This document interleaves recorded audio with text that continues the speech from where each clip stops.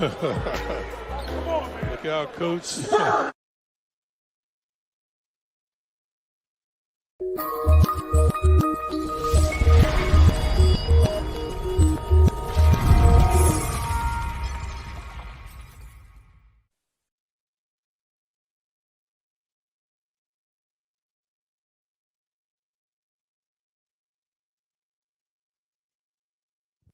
What's up? What's going on, guys? The Knicks podcast halftime, the Crunchtime show. Oh man, I'm wearing my lucky Knicks hat. Haven't worn it in a while, so I figured let me put it on. Since Trae Young is still wearing his hat, might as well wear mine's. Yo, what's up with this kid, man? I mean, I never seen a kid, this young with a haircut so crazy, man. He looks like the last member of the DeBarge family, man. He looks like he was like they just found him, you know, at Second Avenue smoking K2 or something like that. This dude is a crazy looking kid, man. Never seen anything like it. I'm not down with the fuck Trey Young stuff, man, but I like the jokes, so I'm all about snapping on people. I'm the number one, if you know me, there's plenty of things to snap on me about, man. So, I could take it, I can give it, I could take it. Mostly take it, man. Pause. You know, 'Cause it is what it is, man. So anyway, this is the halftime of Crunch Time show. Gotta get myself together. I gotta make a confession.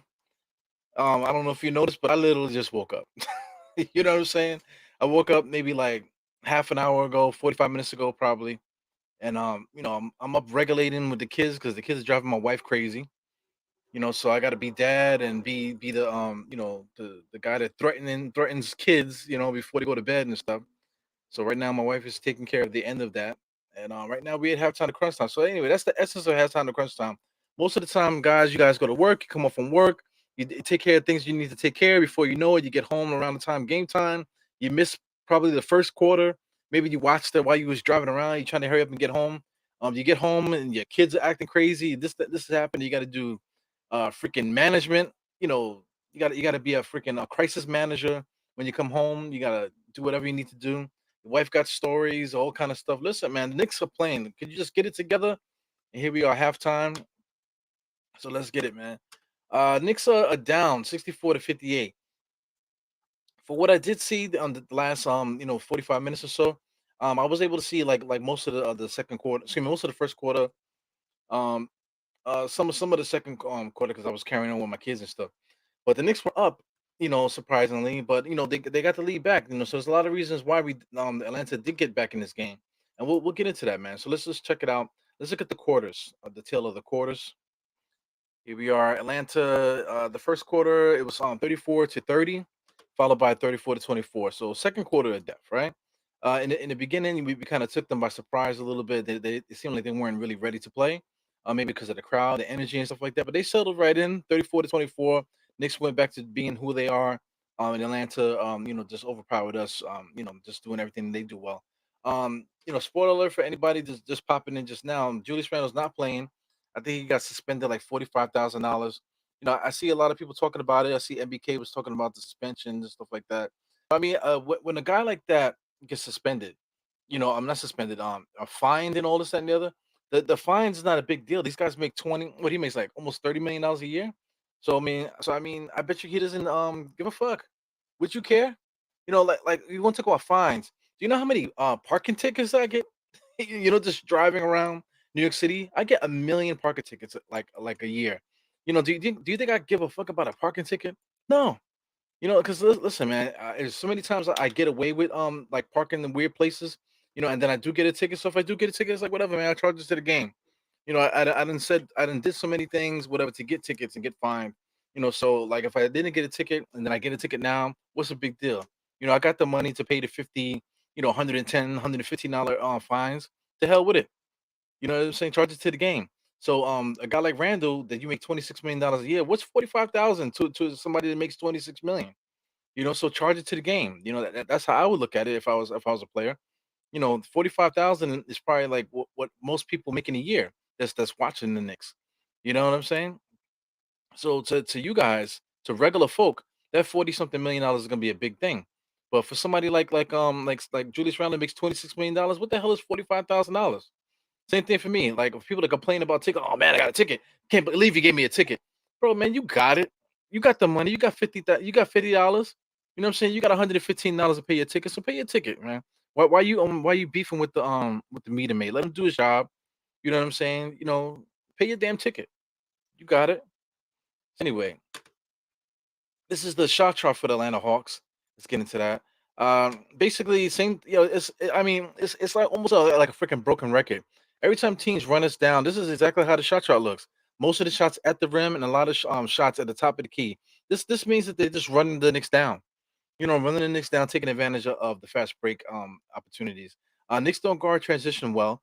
We don't take advantage we don't have a game plan for transition, and that's like 2 years now with Tom Thibodeau. So I mean, it is what it is. Nothing, no surprise here. So let's take a look at what's going on with the Knicks shot chart.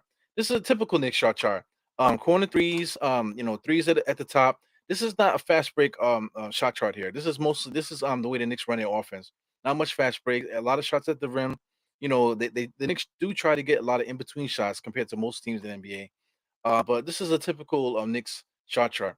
Let's take a look at the splits here. Where's it at? There you go. Biggest lead today was on 12 for the Knicks, 9 for Atlanta. We're actually back at started back up again. It's now 11:50, about 11:50 right now. I see Obi Toppin got the ball slapped out of his hands there. But the biggest lead for Atlanta was 9, 12 for the Knicks. Games times tied was 3. Longest run was 9. And there was 6 lead changes, man. So this is gonna be a battle towards the end. Right now, I suspect that Atlanta Hawks is probably gonna pull away at this point. Rebounds are dead even, which should not be, in my opinion. Then the Knicks should have a better rebounding unit than them for the most part, I should say. Assists, Atlanta Hawk, of course, is up. Steals, blocks, turnovers, all about the same. Shooting from the field is about the same. 3-point shots about the same. So here we go. The three main stats: Atlanta points in the paint, 30 to 22, which is surprising to me a little bit. Second chance points is surprising to me also, 6 to 5, and then fast break points is 7 to 3, and the Knicks are up fast break points, and that is a surprise to me. I did not expect to see the Knicks being up with the fast break points against a team that the shot chart said something different. So I don't know. Maybe the statisticians didn't really put that together properly. But while who's at the free throw line right now? Number 12 is at the free throw line. Somebody in the line is shooting free throws. While they're doing that, let's take a look at the box score. The box score. Let's look at Atlanta. Uh, Huerta, I didn't realize Huerta's from Albany. I think they mentioned that. I think whoever's on TNT, they had mentioned that he's from Albany. Uh, Gallinari has 5-5. Gallinari's getting old, man. Everybody, don't you remember when he was drafted? That's how time flies. For all the young guys out there, you remember when Gallinari was drafted. So now look at him; he's at the end of his career. You know how many times that's happened to me since I've been watching basketball? Guys come on as rookies and then retire. And then their kids are now playing. So I mean, there's a lot of basketball for you guys to watch. A lot of young people that are watching the show. There's a lot of lessons to learn. A lot of just basketball lessons to learn here. Let's take a look at this. Trae Young, of course, 27. The guy's is like pushing to get 50 tonight. And Bogdanovich, he's a Nick killer. Guy to me really sucks, but he's like so like elementary in his the style of play. Excuse me, he just gets to the spots and he just scores in the spots that he gets to. Very simple game, but no frills, and but the Knicks can't stop him. So right now Atlanta's up 67 to 60 on the game clock here as Trey just launches another three. So the Knicks are down by 10 on my clock. I'm at 10:07. I don't know what the actual clock is right now, but we're gonna do that now. So let's just get to the main meat of this. Right now the score is about the same. So it's 70 to 60. The timestamp is maybe I might be like 20 minutes, excuse me, 20 seconds off. Excuse me, from the actual game clock. So that's about right. I'm watching on one of my special streams. So let's just get into that. Let's put the branding back up there. Halftime to crunch time, and let's get into this game. Uh, Here we go. Nice little move by RJ attacking Capella. Wasn't able to finish. Those are things that RJ needs to get to the next level, man. He's right now. RJ's a legit 20 point a game scorer. So the little things that he needs to do is figure out that finishing. So once he gets in the summertime and he starts talking to those super trainers and stuff like that, I don't want to see him doing those stomp dribbles and stuff like that. He really needs to work on finishing. Period. Because that's going to be his next level of play. Him playmaking and stuff like that, I feel like his handle is what it is. It should get better, obviously, but he really needs to work on finishing. He is a terrible finisher, terrible finisher at the rim, man. A lot of sweeping shots, shots that have no chance to go in. But they go in for him, but he's definitely gonna have to get that together. He goes again. Nice little move there where he just dropped it on the way that he when he drove and he took the contact and was able to finish at the rim. Those are the shots that I want to see him take. So he does have the ability to make those moves. So he really needs to just keep getting better at that. Yeah, Obi Toppin and Mitch Robinson got caught in the switch and they double team Trae Young. You like to see the defensive effort, but that's not the way. But they still were able to get Huerta there for a 3-point shot. So the Knicks defense need to um need to tighten up a little bit. One thing with the Knicks, they're always more concerned about the score on the inside. They're more concerned about guarding the guy going back to the basket, and they always leave the 3-point shooter open. So RJ's wow, nice big tip of dunk, almost a tip dunk there by Obi Toppin. Nice little tip on the inside. Obi Toppin, that's one thing I want to take a look at really quick before we started. Obi Toppin actually started the game, so let's see what he's been doing this for the second half, maybe for the first half here. Rebounding wise, he just got that rebound just now, so he has excuse me, 5 rebounds at the half, which isn't bad. 10 points, so 10 and 5 at the half. With 3 assists. I'll take it, man. He's 5 for 7 for the field. I'll take it if he finished the game tonight with let's say 20 and 10. That would be fucking awesome. And then of course, all the people that love Obi Toppin, if he does finish with those numbers, they're gonna be wondering, they're gonna be wanting him to start. But just from what I saw, in this game, his physical presence on the basketball court is just non-existent. Even if he does excuse me, 20 and 10 tonight, his he just has no physicality on the court. Another guy, Mitch Robinson, he just caught a dunk. He just caught it, spun, bounced it, and dunked it. But who did he do it on? He did it on Huerta. So tonight, if he finishes with 10 and 10, with 4 blocks, that's a decent night for him. 4 blocks and 4 steals, possibly. That's a decent night for him. You can't really complain much about it. But just watching the game, same thing. His impact on the game, physicality wise, to me, is just not it. Rebounding the ball, he only has one defensive board. He does have 4 offensive boards. So that's the only thing that people care about is all the offensive boards. But in order to anchor the defense, like I say every podcast, you have to secure these defensive rebounds. And Mitchell Robinson, for an NBA center, he doesn't get defensive rebounds. Period. So that's a big problem, man. That's the reason why we can't secure these these wins and stuff, because he can't secure that rebound. So listen, man, I'm having issues with the fucking stream. That annoys the hell out of me. Every time the Knicks play on TNT and stuff like that, they always send all kind of bugs out to these apps and stuff, and you're not able to watch the game like you want to. So I'm gonna see what I can do here to get TNT on the regular screen while I'm talking. So what else has got going on here? Fournier's doing whatever he does. He got 8 points. Just everybody else is just quiet. Quentin Grimes played 7 minutes. Miles McBride played 4. Joker Sims played 6. Taj actually played 5 today. I was surprised because he didn't really play like too much the first half. He played maybe in the second quarter, I believe. Played 5 minutes in the second quarter, if I'm not mistaken. So it is what it is, man. Tom Thibodeau doesn't know what the fuck he's doing. It drives me crazy. Quickly, you would think that a team like Atlanta, that they would send him out there to attack the rim mostly. He's been kind of quiet too. But at the same time, if he finished with 18 minutes and he got you like close to 10 points, like five rebounds, 4 assists, that's a good game for him. Stat wise, that all those to me are empty stats, because you're just not really game planning for these guys to get those stats. Most good teams, you can dictate, you can dictate a person's role, and then you can know how these guys are going to be effective night in to night out. Tom Thibodeau doesn't really know what the fuck he's doing night out. So when these guys get these stats and stuff, they're by accident. A lot of it is by accident. Yeah, man. So while I'm trying to get this together, let me shout out to everybody here. I see we got Jarrell's the first one here.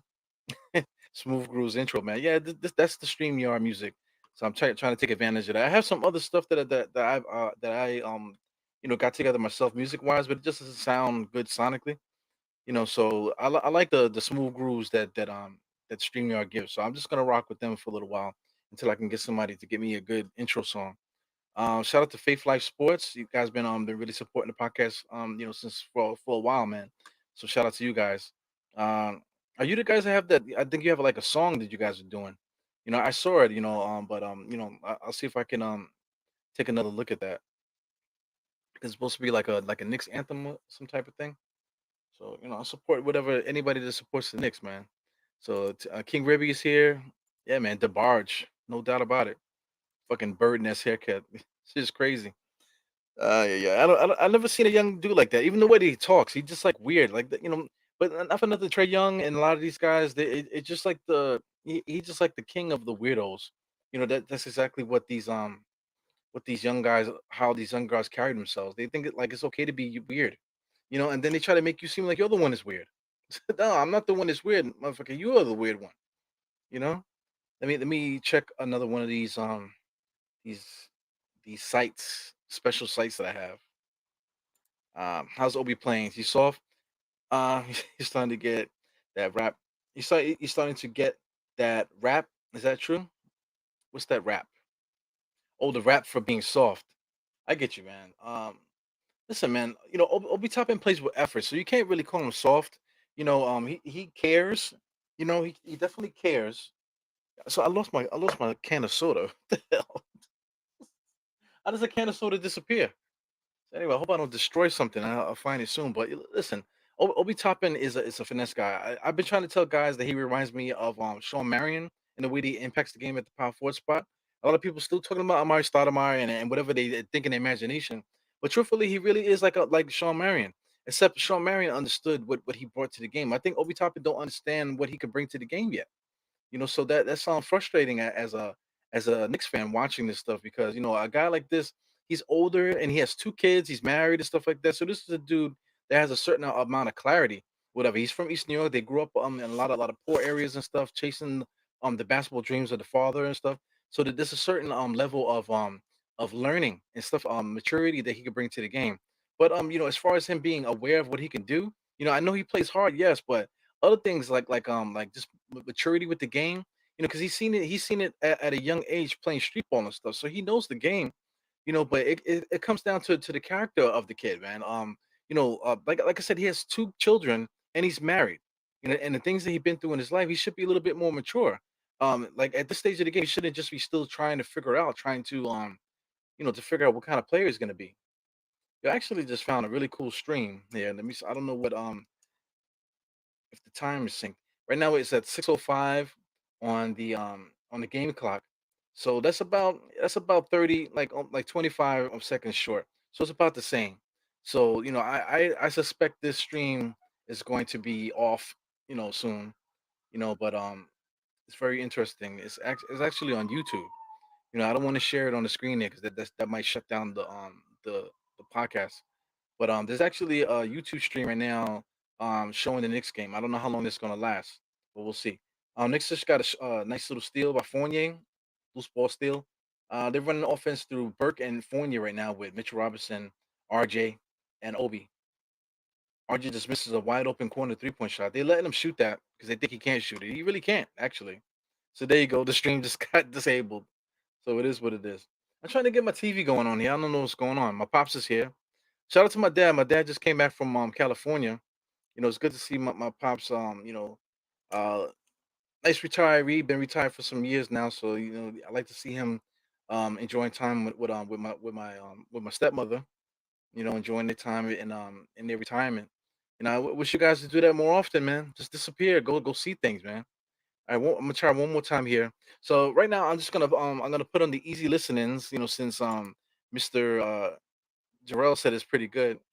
So I'll put the same song that was on before. Was it this one? No, it was this one. I'll put that on for a second. So just give me a chance to get something back on. I'll be right back.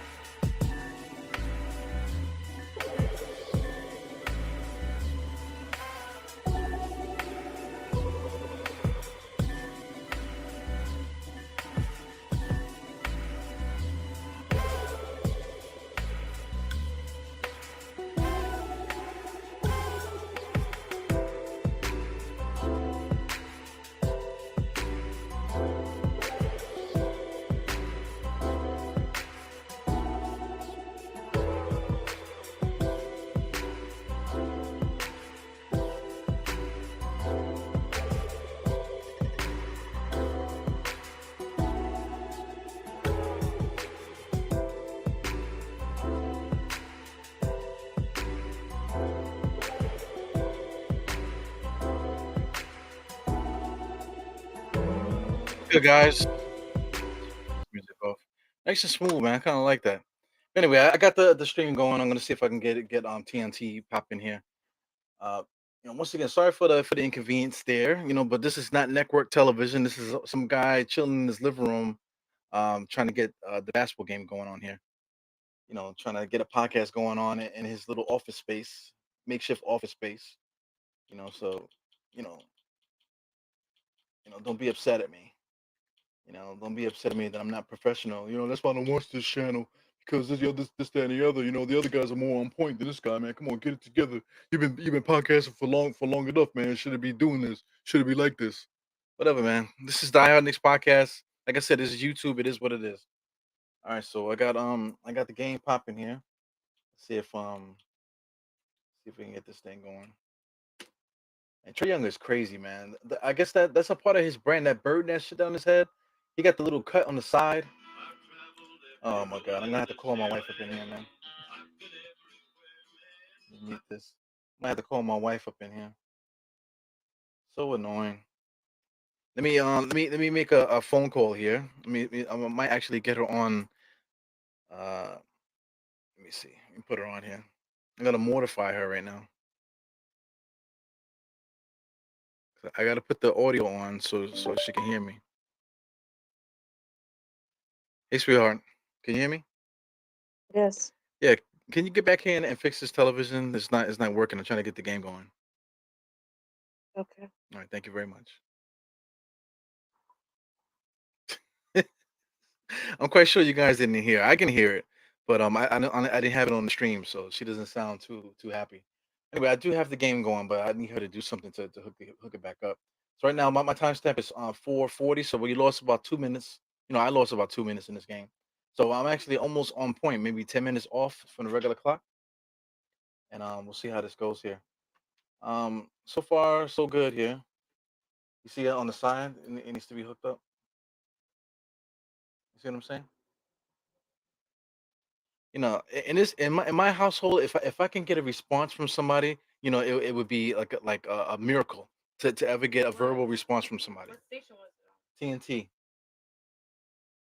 I'm live on the podcast, man. So please don't curse me out. Don't embarrass me in front of my friends. Don't embarrass me in front of my friends, okay? So anyway, yeah, man. If I can get a response from anybody in this house, it'd be great. I do a lot of yelling in this place. I really don't mean to. So anyway, we got my pops here. You guys are talking. Blah, blah, blah, blah. He said, You're in Arizona. You grew up in Portchester. Family still back in New York. Cool, man. All right, cool, man. I see you, Lifetime Sports. I got to catch up with the chat. My pops is telling this whole government here. He's from Bushwick. Obi's from Bushwick. Okay. He spent a lot of time at Bushwick. Him traveling around with his dad and stuff. Hoop dreams and stuff. I hate when they say, "Yo, we grew up in this, we grew up here, whatever." Man, just say the areas. Bushwick. My pops is not afraid to say where he's from. And right now, Bushwick is actually like gentrified now. The block that my pops grew up on is completely gentrified. The building that he grew up in, that this family grew up in, is completely gutted, and they turned it into. It looks beautiful. I actually been in the building a couple of times just to kind of just look. I haven't seen an apartment, but just to look around on the inside, just the way that it used to look, the way that it used to smell it's totally gone from there, man. So like the soul from the neighborhood in Bushwick is definitely gone. There's still Bushwick is still Bushwick, but for the most part, like you've seen people over there at 4 o'clock in the morning walking their dogs and stuff. Back in the days that just wasn't the thing, man. So it's real interesting, man. So shout out to Obi Topman. Um, he's from Bushwick, I guess. Families around that area. Uh it is what it is. We got Man, like you said, Maine show the damn game. I would show the game, but if I showed the game, I would be kicked off the same way that YouTube channel kicked off. YouTube, the algorithms, the computers and stuff that they have going on there, they're quick to kick people off if you show any kind of content for too long. Even if you show it for a little while, there's a little delay with these computers, and the computers will catch you and you get kicked off.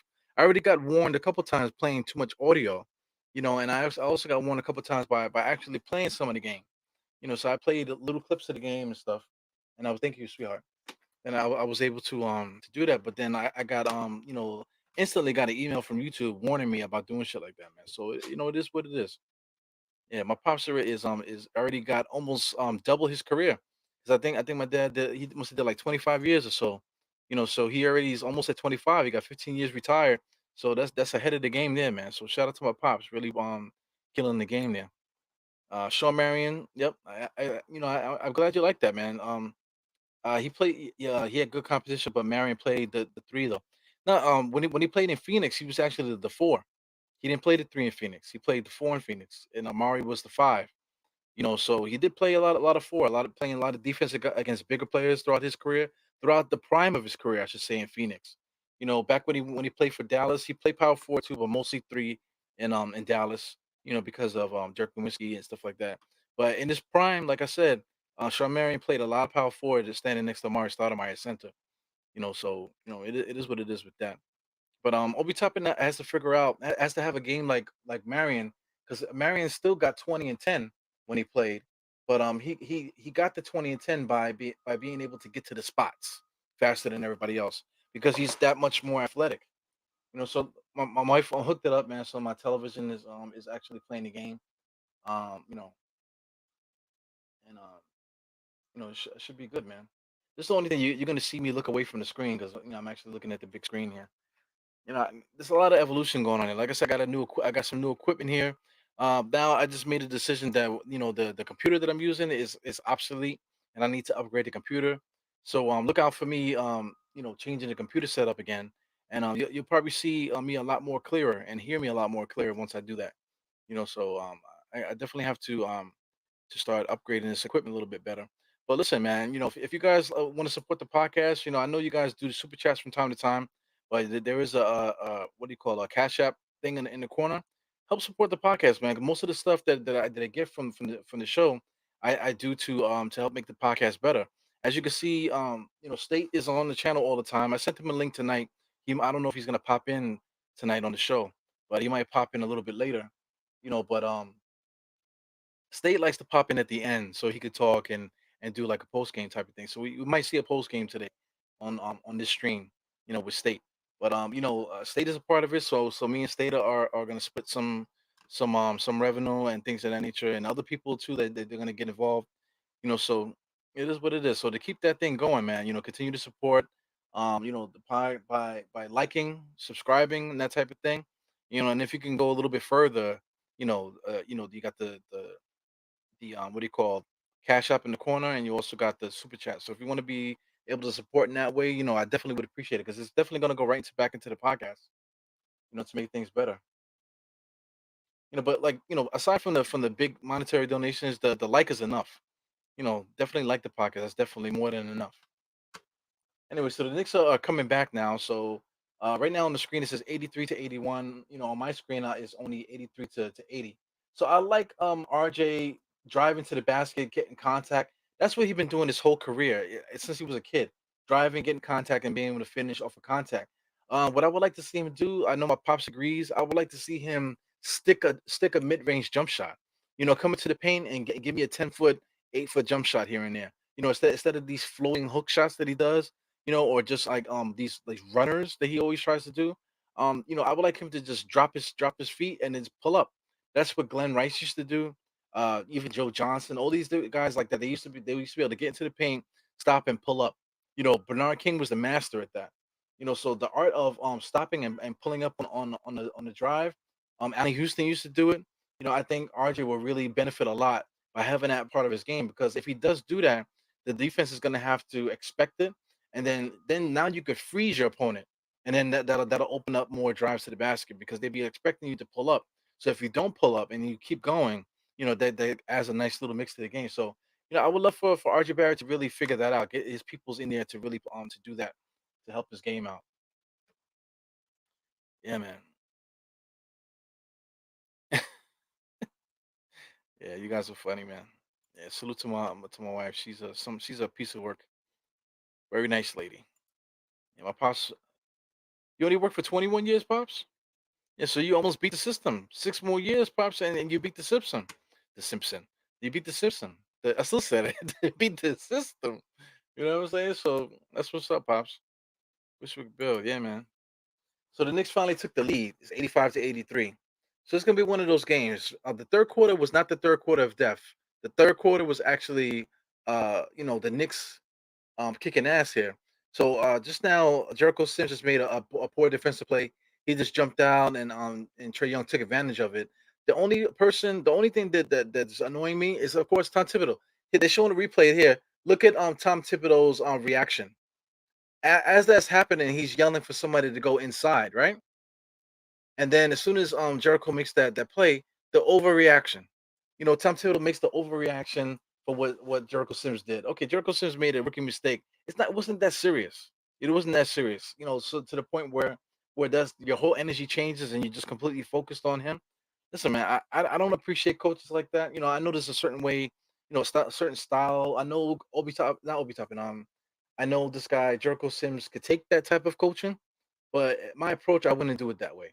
Of course, you gotta acknowledge it. You gotta tell, yo, come on, what are you doing? But they listen, just a different way to do it. You don't need to intimidate him. Stare him down and because I feel like he's still staring him down now and talking to him as the game is going on. Like, come on, cut it out. So anyway, we get a last shot here. We got 14. It's about like a 4-second differential on the shot clock. Uh, they're setting up offense, trying to get on the inside. Nice little play for Gallo there to give Trae Young a nice little drive. He was able to get a nice little drive there. Oh man, Trae Young almost stole the ball from RJ. RJ gets fouled right at the foul line there, so he's gonna get some free throws. But Trae Young is nice, man. But shout out to Gallo. The way that the Knicks use Obi Toppin in the corner shooting those threes, what makes it work? Like my background is falling. So what makes it work is Gallo's ability to dribble.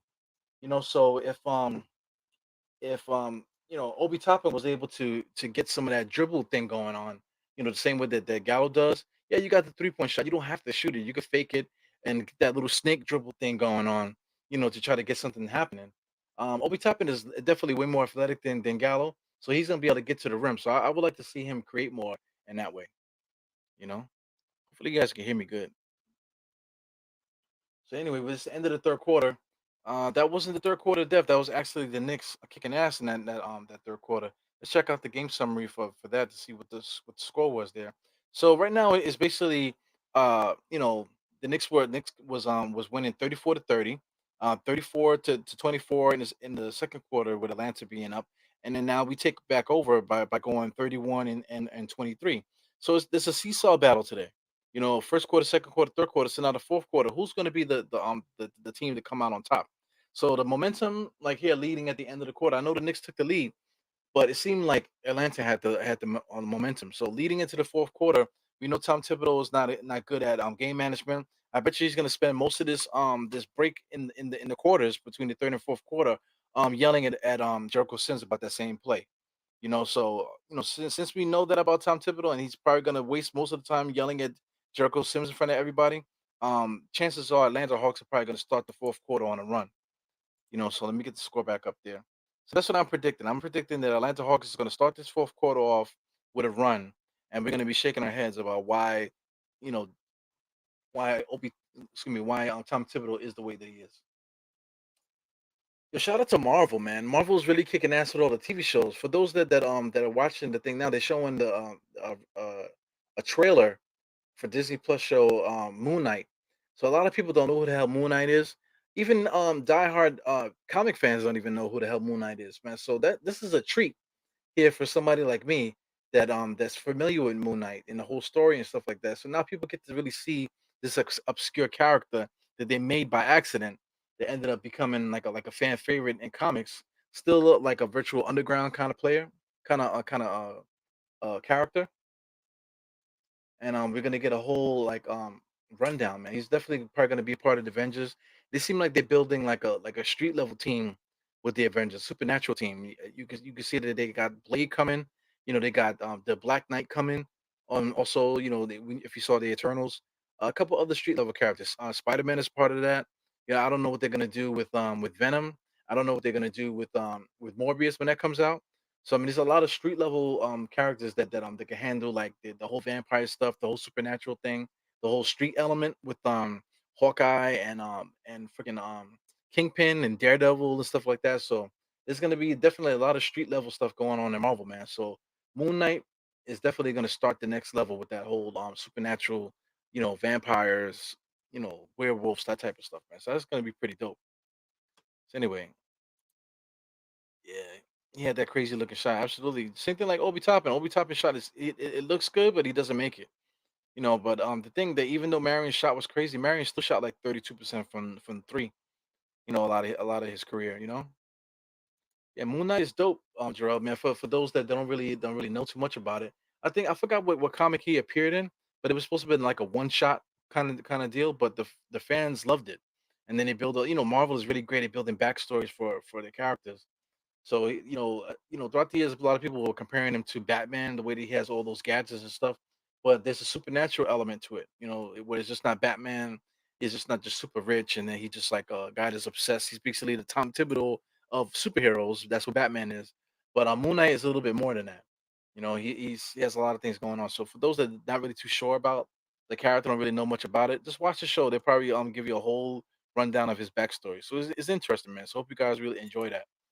That'll be dope. So here goes Joseph John. Thank you for tuning in again, my brother. I've been seeing you pop in a lot too. I really appreciate you. You said any idea why we stopped attacking Trey? Ask Tom Thibodeau, man. I know you're gonna read the rest of what you said. Ask Tom Thibodeau. Tom Thibodeau has game plans that he just disappears from the game plan right in the middle of the game. So Tom Thibodeau's crazy, man. He needs to be stopped. He needs to be fired. I don't know how you go from play to play, don't know what you're doing. How do you start the game and don't know what's going on? You don't know what's going on from game to game. Now right now we started the fourth quarter. You got Taj Gibson, RJ's out there. We got Quickly's out there. I feel like I haven't seen Quickly in forever.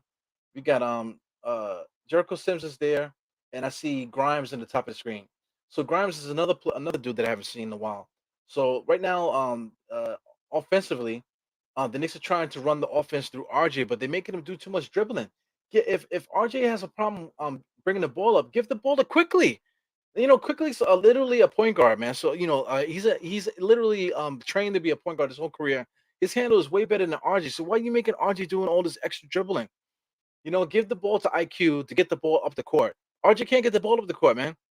So let IQ get the ball up the court, and then give it to RJ, and then let RJ run the offense.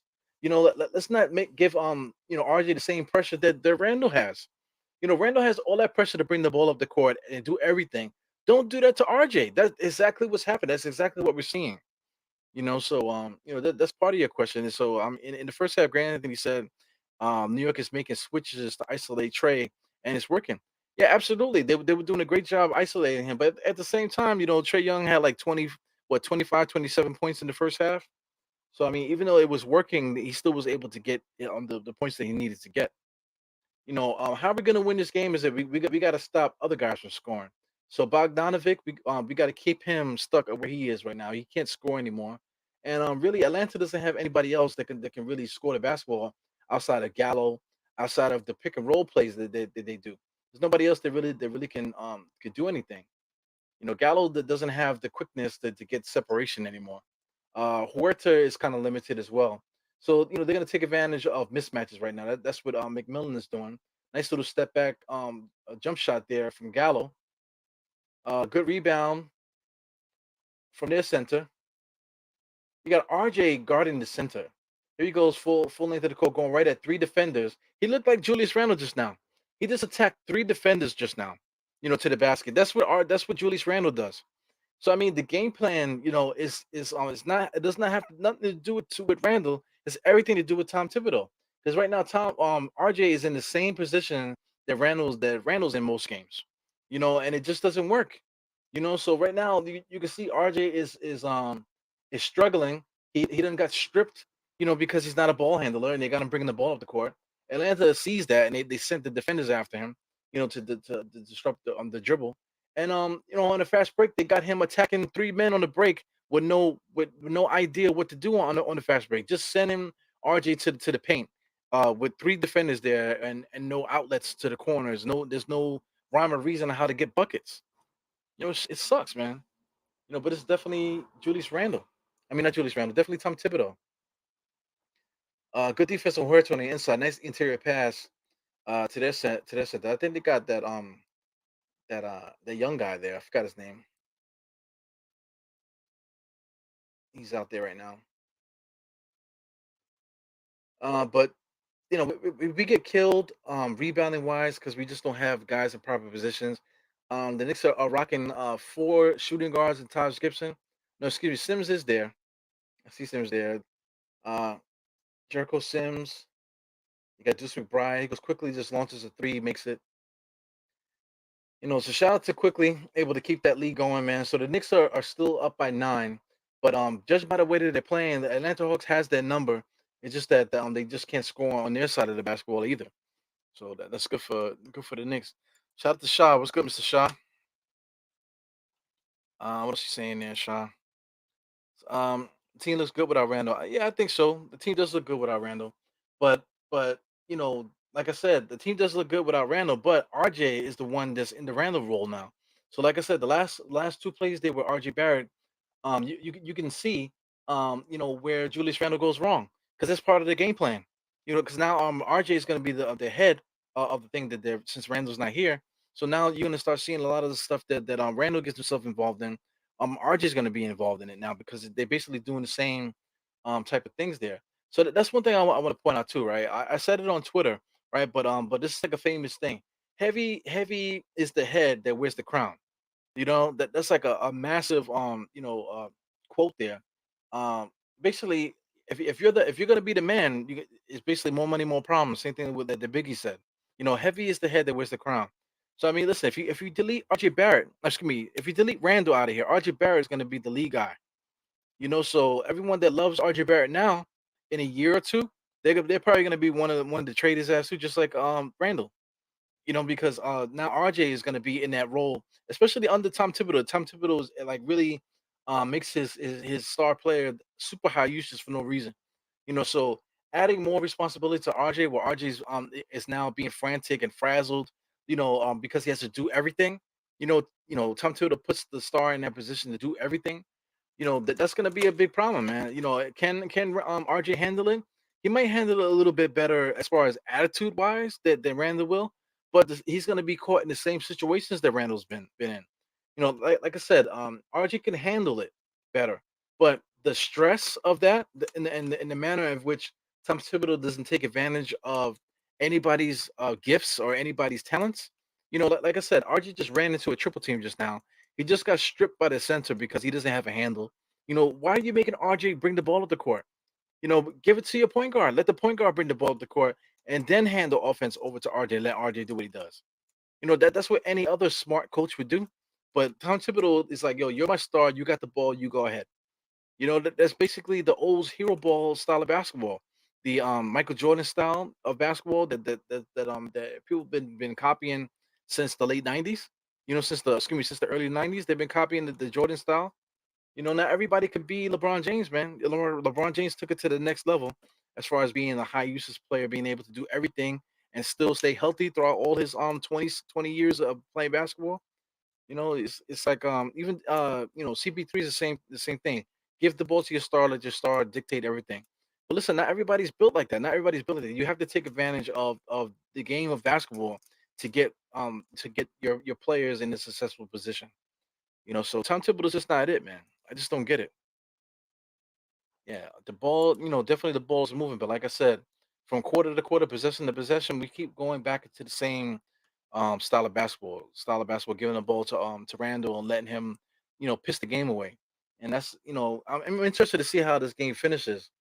But that little sequence there just tells you right there, that it's not Randall all the time. Randall, makes it worse with his attitude, definitely. He's a sore loser. But it's definitely the game plan with that Tom Thibodeau that's making everything worse than it needs to be. You know, Brixton Evan Fournier about to come in soon. Absolutely. You know, Deuce McBride is out there. If you're gonna have Deuce McBride, the kid got 18 assists in the G League. You don't get 18 assists by accident. If you get 18 assists, that means you could play. So I mean, having him bring the ball up, or not even bring the ball up, him having the forwards and everybody else bring the ball up except the point guard. You emasculated a dude from what he does best. If he can get 18 assists in the G League or any level of basketball, that means that you can see the floor and you can pass the ball. So right now, Deuce just brought the ball up. He's standing on an island. He gives the ball to Taj Gibson. Now he's running to the corner. Right now, Quentin Grimes has the ball at the top of the key, doing pick and roll with Sims. And here goes Deuce Bride in the corner, waiting to get the 3-point shot. He did make it, but listen, that's opposite. Really, Grimes should have been in that position to get the three, and Jericho Sims should have been at the top of the key making that decision there. Tom Thibodeau got everything fucked up, man. He got shooting guards being point guards. He got, centers getting the ball at the top of the key. It's just crazy. It was Jericho Sims. I'm not excuse me, Grimes there with a pull up jump shot. He might have got a piece of that. Um, Knicks got back on defense there on transition. Pretty good. We got a younger set of guys here. Taj Gibson's out there also. Gallo got caught in the switch. Just when Bright wasn't able to close out. But Gallo's like 6'11", 6'10", 6'11". So Jericho Sims is not gonna be able to close out on a guy like that. Here we go quickly running the offense, and there goes Jericho Sims back to the corner. The guy that got 18 assists in the G League is in the corner waiting for a three. Here goes Jericho Sims out there standing at the 3-point line. What the fuck was that about? You know what I'm saying? And then they do like a little pick and roll type of thing, and then they give a shovel pass to Jericho Sims because he wasn't ready for it. And then now Jericho Sims ends up by the 3-point shot. You can see Tom Thibodeau is pissed off. He's more pissed off at Sims, but he just called for a sub to get Sims out of there. That's not really Sims' problem. That's not Sims' fault. Like I said, to start that play, Sims was in the corner. What the fuck is Sims, the center, doing in the corner, waiting to get a 3-point shot? And then now you're putting him in a position where he has to do a pick and roll in that spot. He's not ready for that. And the way they're using him, he's not ready for that. Mitch Robinson is coming back in the game now. This is the way that Tom Thibodeau wants to play. So we're losing the lead. I see Mitch coming back. I don't know who's sitting next to him. I think it might be Burks. So Tom Thibodeau is pissed. The only person that he's going to yell at right now is Jericho Sims. So where's Jericho Sims? He's sitting down. He walked right over to Jericho Sims, says some smart shit to him. The reason why that play got messed up is not because of Jericho Sims. Tom Thibodeau really needs to look in the mirror the way that he runs this team.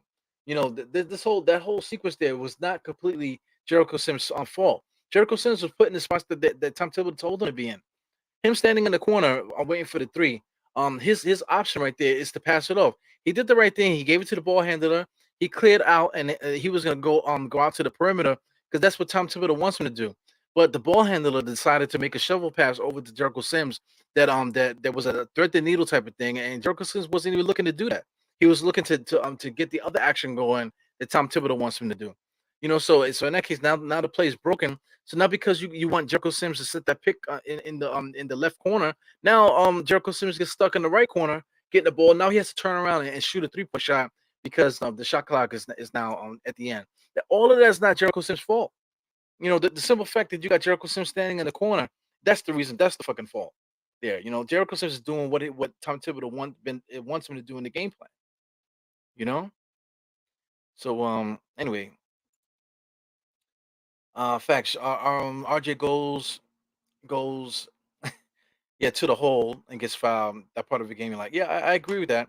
But listen, Randall does the same thing. Randall does the same exact thing that RJ's doing right now. It's nothing different.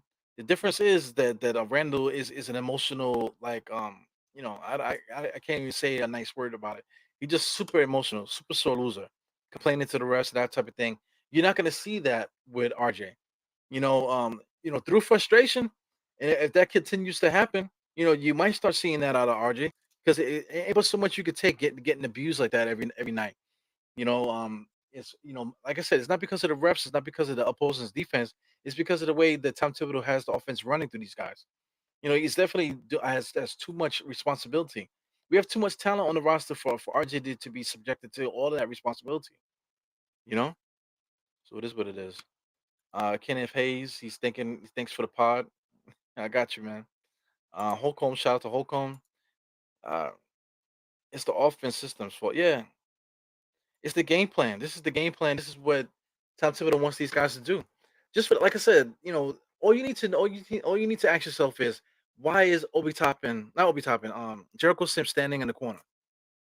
Why is he at the bottom of the screen in the corner waiting for a pass to come to him? It's ridiculous. It's absolutely ridiculous.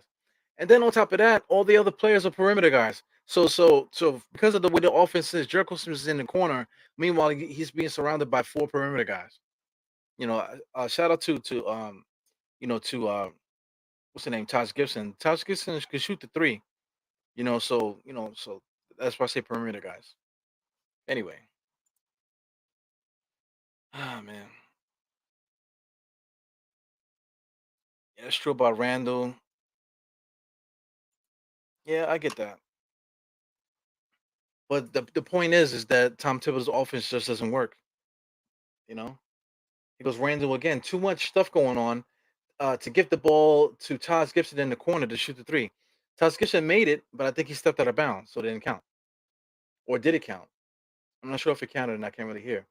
But what kind of play is that for RJ to drive the basket to give the center a 3-point shot? It doesn't make no sense. You know, well, all the shooters that we got out there, why is the play to give Taj Gibson a 3-point shot in the corner?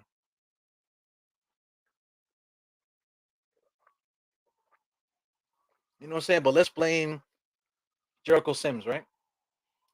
Atlanta Hawks, their idea of basketball, old school, may take advantage of the mismatch. That's what they did there with Gallo. Nice little turnaround jump shot on RJ Barrett. Now here goes. RJ Barrett has to guard the power forward on the other team, and then here he is that has to bring the ball up on the other side too. So shit is crazy, man.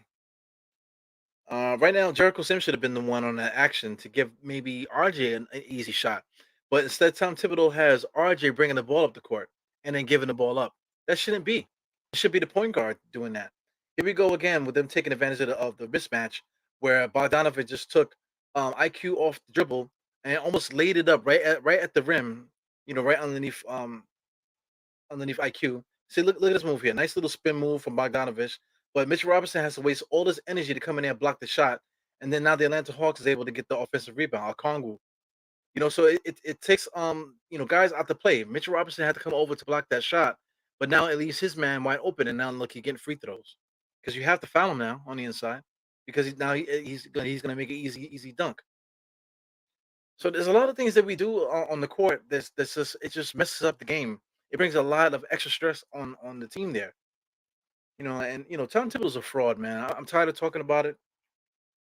I don't want to talk about our players anymore because I feel like our players are playing extremely hard, trying to win in this style of play. I feel like they haven't given up on Tom Thibodeau. So I think that needs to be said. Our players haven't given up on Tom Thibodeau, even though his coaching is terrible. They're still playing extremely hard for Tom Thibodeau. So that's not really a testament to Tom Thibodeau's coaching. It's really a testament to the freaking fortitude, testicular fortitude of the players that we have on the roster. So if you were to get a coach that sees the game a little bit better, I think these guys would definitely excel because the personnel, IQ, Mitch, all these guys, these guys are still locked into the game. So if you had a better basketball mind in charge of all these guys on the court, maybe add a couple other more veteran, uh, you know, um, tough guys to take care of the team out there to be leaders out there. If we could continue to add more players like that, we'll be fine. I think. Here we go. RJ, just standing on the island with Bogdanovich. He gives a little flip pass to IQ. It's crazy. Look at Taj Gibson's there. Mitchell Robinson fighting all by himself. It's just crazy. Yeah, the Knicks are very lucky they still have the lead right now. So what I was saying, I was saying that in the beginning of this fourth quarter that Atlanta was going to try to go on a nice little run. They tried to. The Knicks are actually playing as hard as they could play. Atlanta Hawks is just not able to capitalize offensively on their end. They have their own issues. But right now this game is really close. Right now we are actually in crunch time. 5 minutes and 22 seconds left in the game. We are in crunch time, 99-96.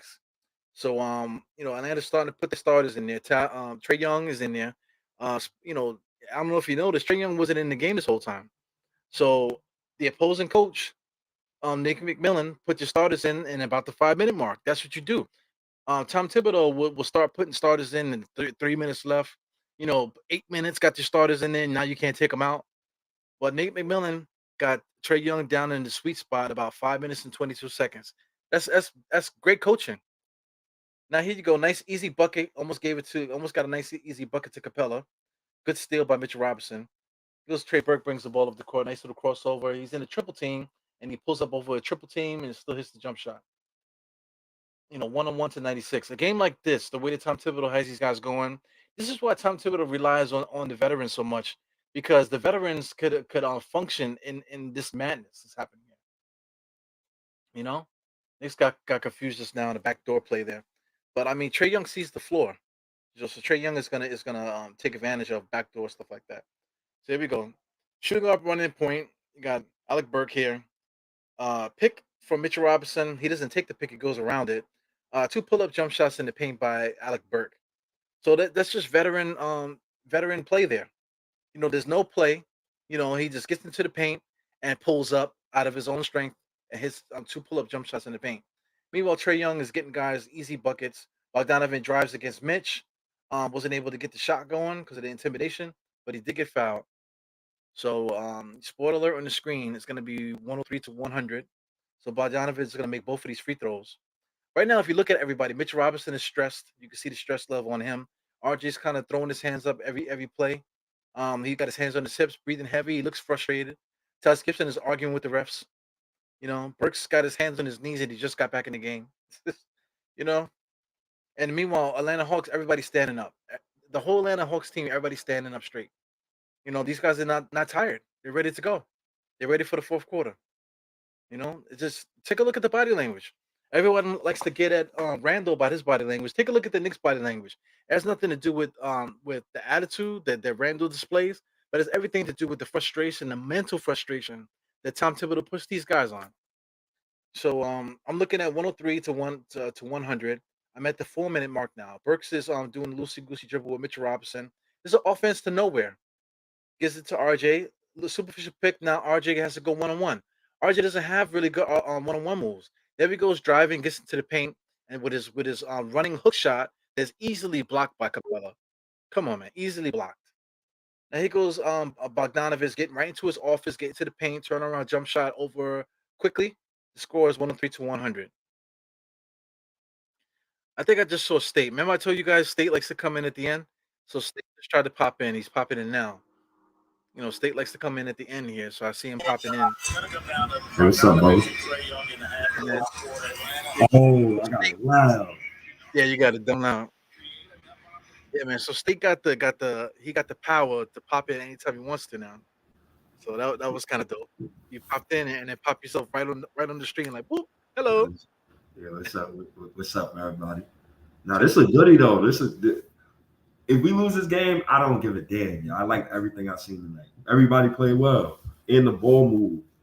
Really? The first time ever. Yeah, like I don't know. That first. I think you capping with that, man. You think the Knicks are playing good right now? I think they're playing well. I think they're playing well. I think this is a game I could literally say to myself, I don't even care if we lose. Like it's certain things that I've seen tonight that I'm like, yeah, that's what I like to see. And the ball moved. It moved way more than I've ever seen it before. I think you mad exaggerating with that. I don't see the ball moving like that. Right now the game is basically the same game that's always been happening. Right now is Atlanta up right now? No, it's 103 to 102. So this is a typical Knicks game here. We might actually lose the game like we normally do. To me, I don't think anything is happening that's different than that's been happening before. To tell you the truth. No, individual young players is having great. Wow, Mitchell Robinson. Individual young players is having great nights tonight, but the main thing is Alec Burks and Evan Fournier played a great third quarter while the kids was making mistakes, and then we had a beautiful 10-point comeback. So that was good to see. So basically, like from what I'm seeing, Burks is playing well tonight. So it looks like the Knicks offense is probably functioning better on a regular. And plus, I'm just not watching Julius Randle post-ups. So it's not really that slow. But I'm hoping he could watch this game and see how the ball moves. The ball moved, particularly in that first quarter. I don't know about these 3 quarters, but that first quarter, the ball moved a lot. So I hope he can see that and just play a better game. Give him a day off. I like that he got a day off. Oh my God, that's a bad shot. Yeah, we Uh, definitely see the game way different, Steve. Like to me, I feel like everything is basically the same. You know, Obi Toppin right now, we haven't seen Obi Toppin in forever. Tom Thibodeau just totally gave up on him. But outside of that, you know, Obi Toppin is not a part of the offense. We just missing Randall. I feel like RJ has been in the same stressful situations that Randall's been in, going 1-on-3. You know, that's actually Tom Thibodeau making him do that type of shit. You know, all those stressful stuff that's happening. He got stripped a couple times. You know, bringing the ball up the court. You know, because it's just too much responsibility for RJ. When yo, we have other guys that could take advantage of that. he was turning the ball over, and I'm just thinking to myself, I'm like, yo, this is why you gotta get me some guy who's an elite ball handler in the starting five, man. We need a point guard so bad. He was doing stupid turnovers, but it's like to me, Quickly was doing stupid turnovers. Like everybody's doing stupid turnovers tonight, but I could take it from the kids as long as they get minutes and they learning out there. I can't take that from Burks and them dudes. Like right now, like they just hit 2 straight threes. I'm kind of really not mad. But, It's but it is what it is. check out what happened just now. Yeah. You know, Burks hit two jump shots in the paint, right? A little Yep. earlier. So now the second just now, Burks just got caught in the same area, and he had to throw up another jump shot because the offense is dead. Here goes another thing here, an illegal screen by Mitch Robinson, just because of the way the offense is. Everything is all jacked up. Nobody knows what to do. It's the fourth quarter. We should have a game plan. Now we're down by three. We're not down by three because of Atlanta's so good. We down by three because Tom Thibodeau got us playing. You Oh, know, he got us. three? Ooh, What's your game say? It says three? Oh, my fault. You're gonna be even more pissed. what happened? Miscommunication. They got bombed for another three.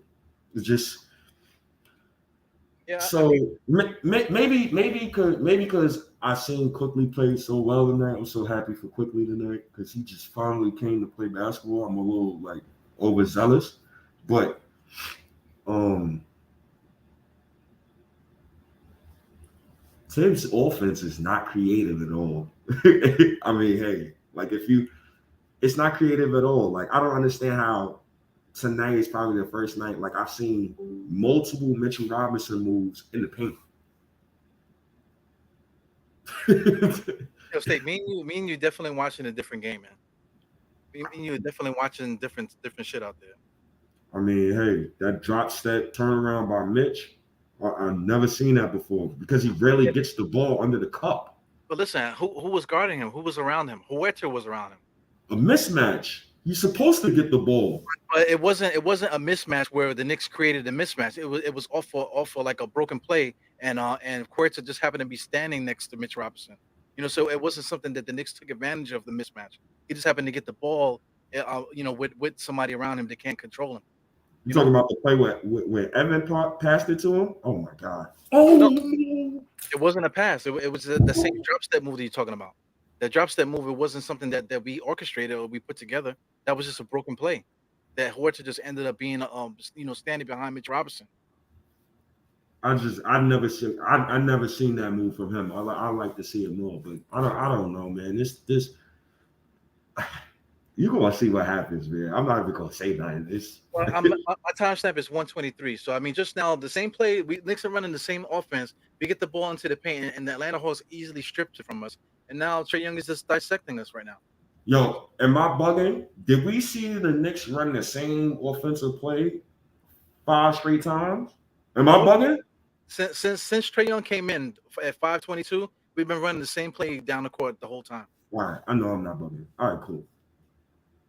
They go the same thing, getting RJ to get inside to do something. No ball movement. RJ is looking to do a sweeping hook, you know, and Atlanta Hawks just jump right into the lane and snatch it right from him. Stupid basketball. The one thing about Tibbs as a coach, it's like he's not teaching. Like it's like the offensive fundamentals. Like quickly, and I'm looking at this play. Like quickly gets all the way to the cup. He has Capella trailing him. How are you not coaching this young man to see Mitchell Robinson right there. He's wide open like that. I want to fine. I'm good on this, coach. With a loss tonight, we are mathematically eliminated from playoffs. Seriously? Yes, because we're 6 games out. We're 6 games out. We're not going to make it. We're not going to make the playoffs 6 games out from the 10th seed. And we expect for Atlanta to lose the rest of their games. So out of these next 10 games, the Knicks got to win 9 games. Nah, man. Nah. Well, State, you always jumping around, but just now, RJ Barrett just got the ball snatched from him. I know. Normally that would be Julius Randle in the same exact play. It would be Julius Randle in that same play getting the ball smacked out of his hands. But people would get mad because Julius Randle is creating the turnover. Yes, but RJ Barrett's in the same position. So it's not necessarily Julius Randle making a stupid play. It's Tom Thibodeau putting these guys in positions where they have no business being. Very true, but I can't judge RJ the way I judge Randle because RJ is 21 and Randle was 27. That is not fair. That's not fair. That's not fair. I mean, hey, he's 27. Tom Thibodeau was running the offense, and now RJ is in Randle's spot, in the same spot, making the same bad play. That is Tom Thibodeau. I can't put it on say Randle's 27 and Randle and RJ's 21. That's not properly assessing the situation. All of them get blamed, right? But I'm blaming RJ less. He's 21. Randle is 20. 21 has nothing to do with the game, with the situation that is happening there. The age has nothing to do with that. A 9-year-old pro vet supposed to know more than a 21-year-old, bro. Come on, bro. You can't do that. Bro. Driving the basketball in a position where like it's to no man's land, with nobody cutting, nobody whatever. Now RJ's stuck in a spot where he has to make a layup. He has no lane to it because they cut it off. Now he has to make a pass to nowhere because no one to pass it to, and Atlanta Hawks steals it. That's not RJ Barrett's fault. That's not, if Randle was in that spot, which he normally is, that's not his fault either. It's Tom Thibodeau's fault, and it has nothing to do with age. I kind of disagree with that, yo. I kind of do, man. But all 3 of them gets blamed. Tibbs, like, why are you putting those 2 in those type of positions anyway? Can you give them a screen? Like, stuff like that is stupid. RJ just graduated from having a 3-year-old handle to an 11-year-old handle, man. That's not his game. I watched Nick Nurse in the Olympics use RJ way different. I'm praying to God that I get a new coach this summer because this offense is just. Shout out to Hoodie Vintage on the screen right now. Hoodie Vintage, they're using him as the sad Knicks fan right now.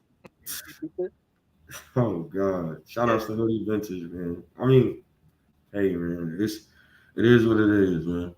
I know this game mathematically eliminates us out of the playoffs.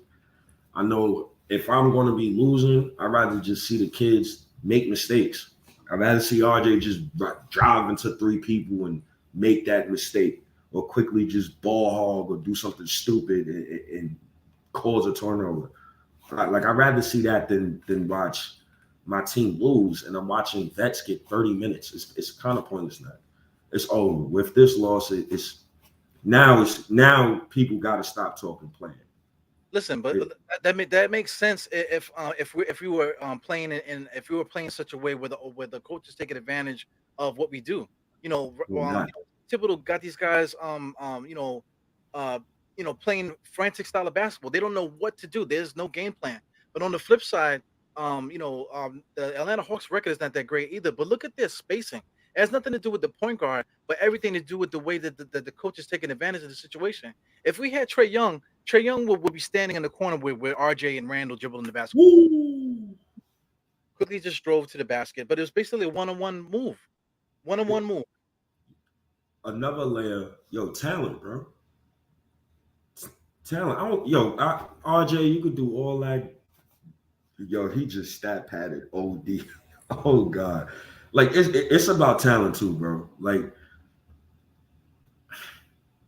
but versus Atlanta, you don't think that we have a similar talent in them, even without Randle? When you have a guy like Trae Young already in the building, and like I'm gonna keep it 1,000. Like I know Trae Young right now is a better basketball player than RJ Barrett. Like he's better than everybody on our team. Like I'm gonna give that man his respect. RJ Barrett is good. Um, but he's not that level yet. Trae Young is an all-star. I'm gonna give that man his respect. But we don't have like a good cohesion. Like it's all over the place. Like Atlanta roster makes more sense. You got wild defensive wing. You got a big. You got an offense who constantly has Trae Young. Yo, he pick and rolled us to death today. You got that. It's tough, man. Even Trae Young had to go through his lumps. It's not like Trae Young came out here and he was winning games while he was putting up certain stats. He was losing as well. But Atlanta took a couple years. This guy drops 45 on us. Alec Burks, starting point guard. I don't understand how you do not give Deuce McBride more run. Like stuff like that is crazy. And Burks played well tonight, bro. It's not he didn't play trash. He didn't play trash. He played well tonight. But it's like I don't need to see Burks play more than Deuce McBride. I don't care if Deuce getting killed, bro. I don't care if I don't care. I stopped caring after we was 12 games under 500, bro. Yeah, everything that you're saying makes sense if we were playing under a competent offense. We're not playing against in a competent offense. There was a point where at one point where Taj Gibson I think had it and freaking Grimes and these guys are running offense at the top of the screen. Where was the point guard? Deuce McBride was standing in the corner. Deuce McBride ended up getting the 3-point shot on that play. But the point guard should not be the receiver on any offensive play. He should be the one running the offense at the top of the key. Say Grimes should have been the one in the corner to get the 3-point shot. So everything is jacked up. Another play where Jericho Sims messed up a pick and roll. Well, before that, Jericho Sims was staying in the corner waiting to catch a 3-point shot. I love. You know what I'm talking about? I look. Word to dog. I look. I said, wait. Who that getting the ball at the 3-point line? And I look, I'm thinking it's Obi, but it was Jericho Sims doing the dribble handoff. I'm like, this offense is stupid. Yeah, he's in the corner. He got the ball. And he did a dribble handoff, and then the offense is for Jericho Sims to come out. But I forgot how it was. Was it quickly? One of them they did a shovel pass to Jericho Sims, but Jericho Sims the offense is not for him to cut to the basket. The offense is for him to stay out. You know what I'm saying? So and then Tom Thibodeau is yelling at Jericho Sims on that play, but that's what he wants him to do. But at the end of that play, and Jericho Sims ended up being at the top of the key, getting the 3-point shot, having to throw it up at the last second. But who put him in that position to even be involved in any of that stuff? That's all Tom Thibodeau. And it's crazy because I remember the play you talking about. I thought that was Obi topping to the corner. That's what shocked me so much. Like when he got the ball, I'm like, why is Sims standing at the 3? And you want to know what's even more mind-boggling to me? You're not making the goddamn play in Tibbs. Why don't you encourage these guys to try new things? Right? If Sims standing at the 3, shoot it. Shoot it. He was so wide open. He could have had a campfire over there. Even if he couldn't shoot threes, shoot it. You know who would have shot that shot? JaVale McGee. Just shoot it. You open. Tim, stop having these guys play like 1990s centers, bro. Like, it's stupid. But at the same time, you don't want Jericho Sims in that position at all. You don't want him in that position. Whether or not he should shoot it or not, he should not even be in that position. Let me throw something at you with Atlanta Hawks. Before Nate McMillan got the coaching job, who was the coach before Nate McMillan? It was in the same season. It was the 2020-2021 season. It was your boy Lloyd Pierce. Yes, Lloyd Pierce was the coach in the beginning of that year. He was 14-20 with the same group, right? The second half of the year, Nate McMillan got them to 27-11. What happened? Nate McMillan changed the offense simply in the middle of the season. He made them play differently, made them play to their strengths. Now they play a wide open offense. Trae Young has all that space to move around. He doesn't have no stress. He has no stress. He just goes and just plays his game because Nate McMillan opened up the game. before Nick McMillan took over, Lloyd Pierce, they were stressed out. That team was completely stressed out. They didn't know how to get buckets. Trae Young didn't have no space. Guys were getting in. They had no business getting in. But the coach puts guys in position to whatever. So I mean, if Tom Thibodeau was fired when we were saying to fire him, and somebody else took over, I think that we would have had the same jump that the Atlanta Hawks had last year, in my opinion, because it has to do with putting guys in position and using the roster to its strengths. And Tom Thibodeau is completely not doing that, man. And that's the prime example. Lloyd Pierce, when he was coaching, it was a totally different looking Atlanta Hawks team compared to the Atlanta Hawks team that we played in the playoffs. It was two night and day teams, man. Same personnel. They didn't make no trades during that year. It was the same exact personnel. Totally different team. I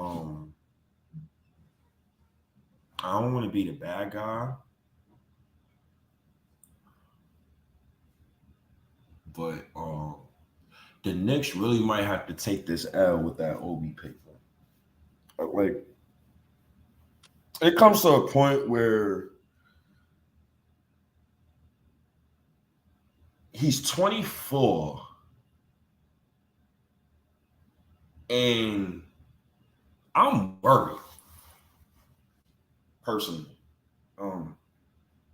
He can't get no minutes behind Randall. I don't know how much better he could get. I know he should not be used the way he's being used this season. He should never be standing at the 3-point line. He should be always cutting to the basket. I don't understand why he's standing at the 3-point line. It's just stupid to me, like how you're not telling Quickly and Obi to do pick and roll every play, or how you're not having Deuce McBride play on ball and pick and rolling with Jericho Sims. Don't they play it?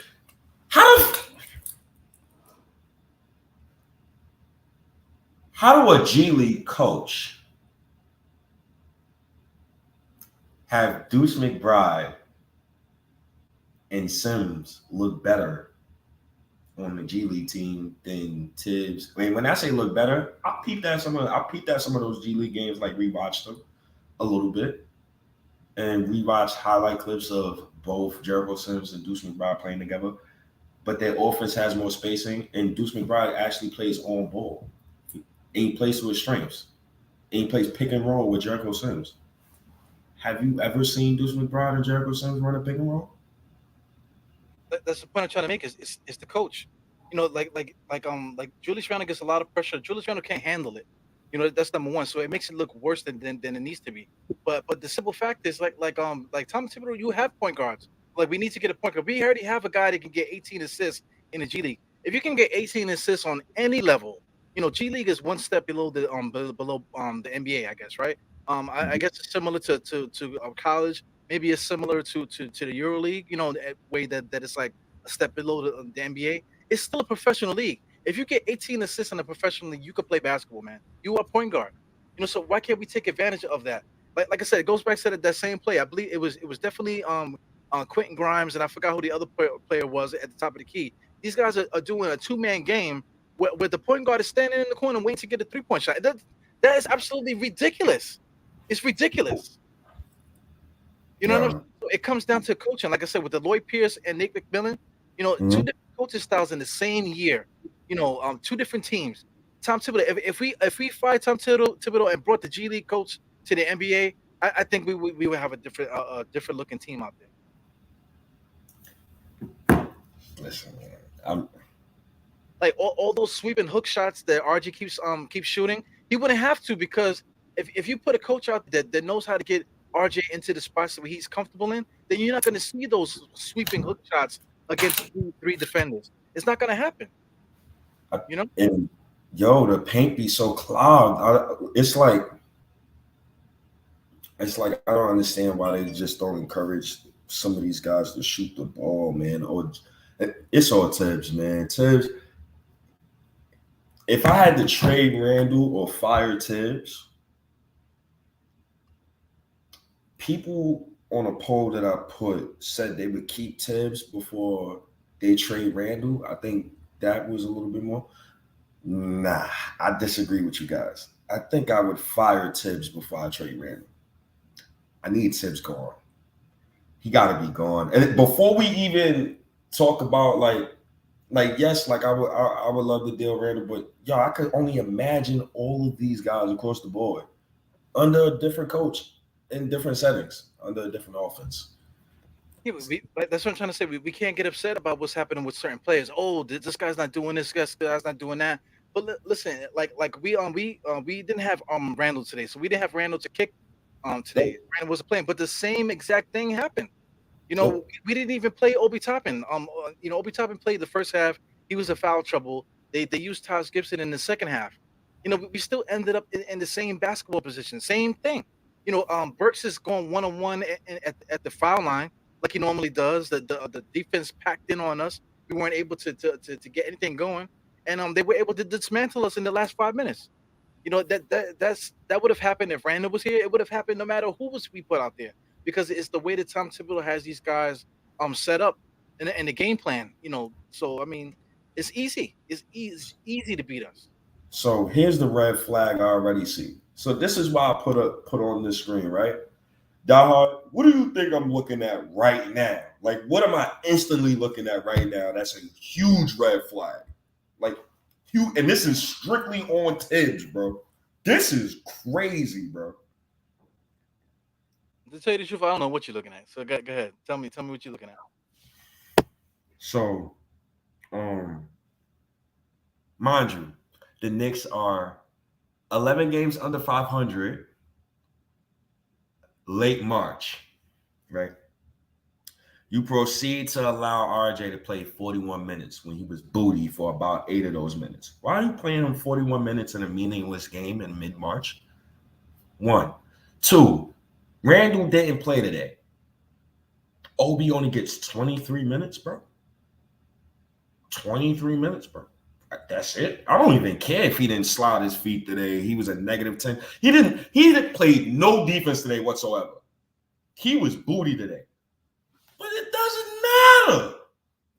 23 minutes, that's not enough. Mitch, okay, 35 minutes. He only played 35 minutes because Randall wasn't in tonight.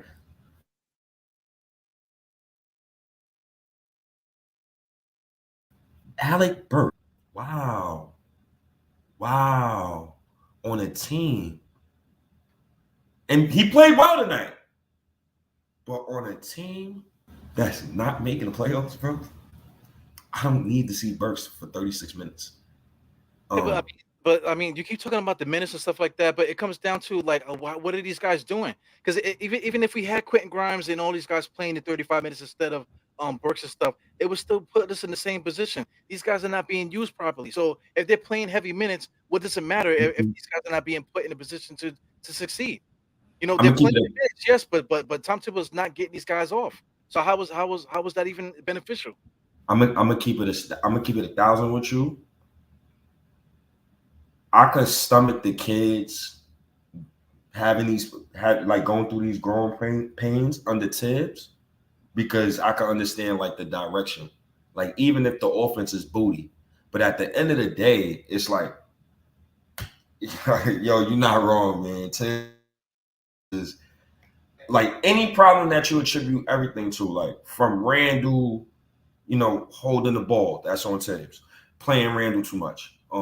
Not holding the vets accountable, like the offense being trash. RJ tonight. Yo, honestly, RJ did not need 25 shots tonight. That's just me personally. Like, he don't need to be Kobe. He doesn't need 23. He doesn't need 25 shots, bro. I don't need to see him shoot the ball 20. And I damn sure don't need to see Deuce McBride play off the ball to only shoot the ball one time at 8 minutes, bro. Taj Gibson got more shot attempts than Jericho Sims and Deuce McBride and Quentin Grimes combined. That's what I'm saying. It all comes down to Tom Thibodeau. There's nothing that we can say, because no matter who is out there, this is how it's going to be. No matter who is out there. Wow. The one thing though, like I was saying during the halftime show, is that Burks, since he's a veteran, he could be put in a stupid position and still score the basketball. A guy like Quentin Grimes is going to get blanked. Because let's say if Quentin Grimes was in the same spot that Burks was in the fourth quarter, Burks is not. I mean, Quentin Grimes is not hitting mid range jump shots with the defense on him in a completely stupid offense that nothing's happening. Quentin Grimes is not going to be able to get a shot off. So we would have got blanked in the fourth quarter under Tom Thibodeau playing the same offense that we're playing now. You know.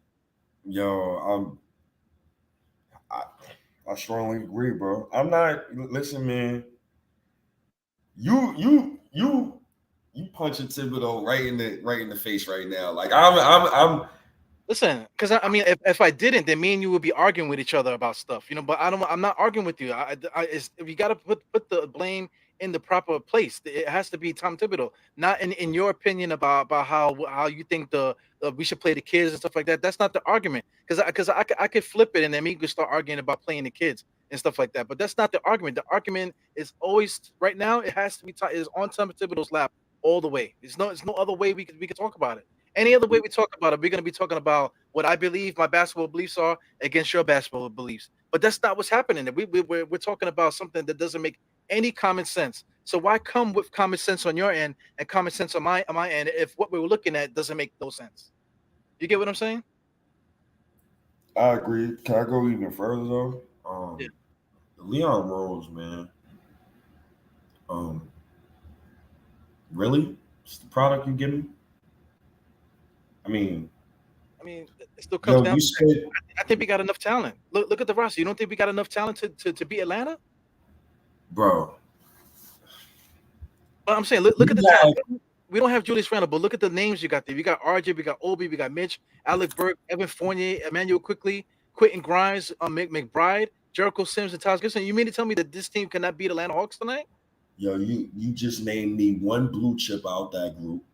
Yeah, but talent is talent. We have a talent. We have a roster talented enough to beat Atlanta Hawks at home. But we have no. All right, I'm gonna go that this way. It falls on Leon Rose because yes, you can say we have talent, but at the end of the day, you had $74 million in cap space, and you had 2 first-round picks, and you got wild second-round picks. So right now, as you're telling me about, we can put the blame on Thibodeau. Yo, it ultimately falls on Leon Rose's lap, man. I watched the Tracy McGrady Knuckleheads interview, and he was talking about how I think it was Isaiah Thomas who wanted him, like he wanted to draft him, so he drafted him, but the coach didn't want him. So like he was just throwing Tracy McGrady out there as a rookie, not giving him no guidance, not teaching him anything, certain things like, and that kind of affected his play. So when I see a guy like Rick, when I see a guy like what's up with you? When I see a guy like damn OG, you just threw my whole point off. We're talking about Tracy McGrady when they put him in finally. Yeah, Tracy McGrady just talking about how the coach just wasn't believing in him and stuff like that. You know what I'm saying? Like the coach wasn't playing him his minutes, wasn't teaching him the game, just throwing him out there, not being behind him. Like you could tell when a coach one of the player that he drafted, like he would put him in positions to succeed. So when I see like Cam Reddish not getting no playing time by Tibbs, I kind of thought about that. Or when I see Grimes is a talent. He's cool, but put him in positions to succeed. Like he's not playing off the ball. He's not coming off the screen. Like it's so many issues with this team, bro. It's talent and coaching, but it ultimately falls in Leon Rose's lap. This is why I always hated the almighty 4th seed, bro. This is why I always hated that. Tibbs was the right coach, yes, but at the time he was the right coach. Get us off the ground. This is what John Joseph said earlier in the podcast, man. He said, any idea why we stopped attacking Trae? He said Greg Anthony said that New York made switches to isolate Trae and it was working, but then we stopped doing it, which is true. We was doing that, like I think in the first quarter, a little bit in the second quarter, we was doing it and whatever. But then we just went away from it the whole game, and then it just boggles the mind that from play to play, like Tom Thibodeau just doesn't have no control of the game. You know, like I said, you're talking about Leon Rose and $70-something million and like Almighty Force, and all sort of stuff. What do they got to do with tonight? What they got to do with what we saw on the basketball court tonight? Because $74 million, you're supposed to have me a fucking starting point guard. Listen, we went and got we went and signed Rose. Rose got hurt. Okay, cool. We got Kemba Walker. Kemba Walker's not the right fit in this, that, and the other. But did we run any pick and roll from Kemba Walker in the beginning of the season?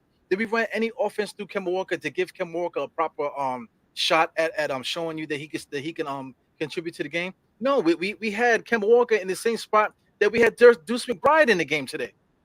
You know, so it doesn't matter. The first 6 games when we was 5-1, they allowed Kemba to be Kemba. Barely. After the first 6, dog, I don't know what happened, bro. Kemba Walker was able to be functional because he's just a good offensive talent.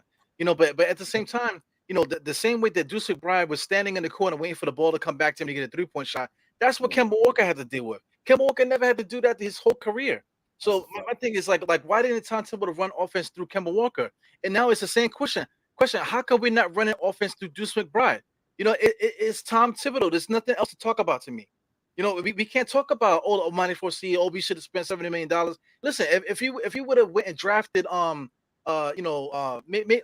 in this scenario it might have worked better. Let's say if he was assigned that Ball kid, Lonzo Ball would be standing in the corner, but that's what Lonzo Ball's supposed to do because he can't create no offense. You know, so maybe Alonzo Ball would probably be in a good spot to be standing there waiting for a 3-point shot because that's his game. You know, but you're taking advantage. You're not taking advantage of what guys do well. Kemba Walker needs to be in the pick and roll. Deuce McBride needs to be in the pick and roll. He doesn't need to be standing there waiting for the ball to come back to him. That's it. That's it for me. There's nothing else I can say. No matter who we put out there tonight, RJ was Randall. You know what I'm saying? And it is what it is. What's his name? Jericho Sims got caught being Obi Toppin a couple times, shooting, standing in there in the 3-point shooter spot. It doesn't make no sense. You know, another time, RJ Barrett's driving to the lane. They defended him, and then he kicks it out to 3. Who's standing at the 3-point line? Taj Gibson. What the fuck is going on here? You mean to tell me that the play was for RJ Barrett to drive, and if you can't score, bro, hit Taj in the corner for the 3. What the fuck are you talking about? You know what I'm saying? So it's the coach. It's the coach. That's it. Because what the fuck is Tom Thibodeau putting Taj Gibson in the corner waiting for a 3-point shot? You know, and at the time we had Jericho Sims, Taj Gibson, and 3-point shooters out there. So how come the 3-point shooter wasn't standing in the 3-point shooter spot? It don't make no sense. What the fuck was Taj Gibson doing in the corner? Yeah, but the simple fact that Jericho Sims was in the corner before. Jericho Sims was in the corner before as a center, and now Taj Gibson is in the corner. Tom Thibodeau, that's the offense. Once. If the center keeps ending up being in the corner for the 3, if your power forward keeps ending up getting stuck in the corner, if your point guard is standing there waiting for the ball to come back to him so he can shoot an open jump shot, that is the fucking coach. You know, so I'm saying, it doesn't matter. Play the kids, okay? Walker's out of here. Walker's not playing. Deuce McBride is now playing Walker's spot. He's still standing in the corner waiting for a jump shot the same way that Kemba Walker was. So we can't, like I said, we cannot have an intelligent conversation about offense and getting guys involved because Tom Thibodeau still got the guys in the same fucking spots, no matter who is there. So, I mean, this guy is a fucking cancer, bro. You know, he's ruining the conversation. He's ruining the fan base. He's ruining anything smart that we could say is not going to make no sense because if Kemba Walker's out there, Kemba Walker's standing there waiting for a 3-point shot. If Deuce McBride is in the game, he's standing in there in the same spot that Kemba Walker was waiting for a 3-point shot. Obi Toppin's not playing because Tom Thibodeau don't want to play him. So what happens? Jericho Sims is in the 3-point shot. Taj Gibson's in the 3-point shot in the corner. This is what Tom Thibodeau wants. So it doesn't matter. It doesn't matter who is in the game. Tom Thibodeau is a fucking idiot. You know, I can't blame nobody else but this fucking guy.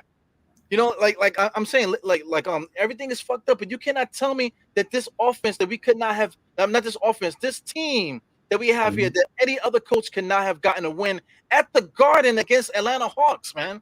There's no way. There's no way that we should have lost this game at home with the talent that we have against the Atlanta Hawks. At home.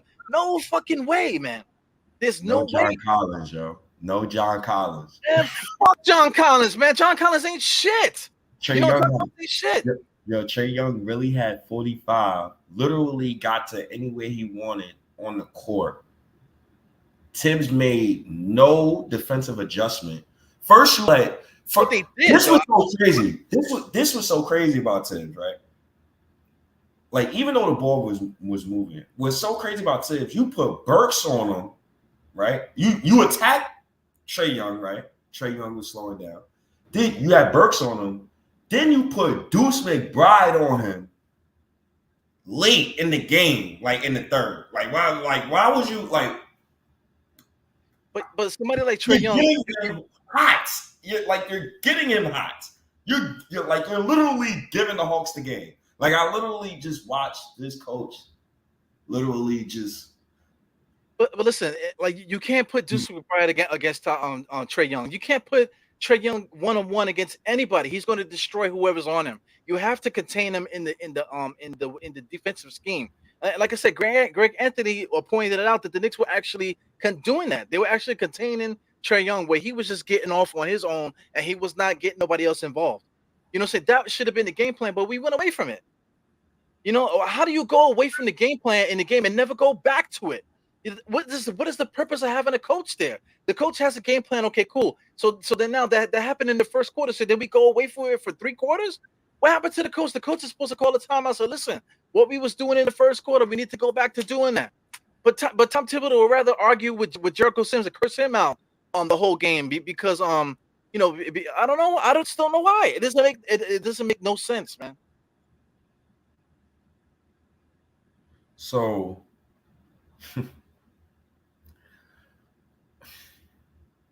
It don't make no sense. I'm telling you, whatever you're gonna say, it's not gonna make no sense.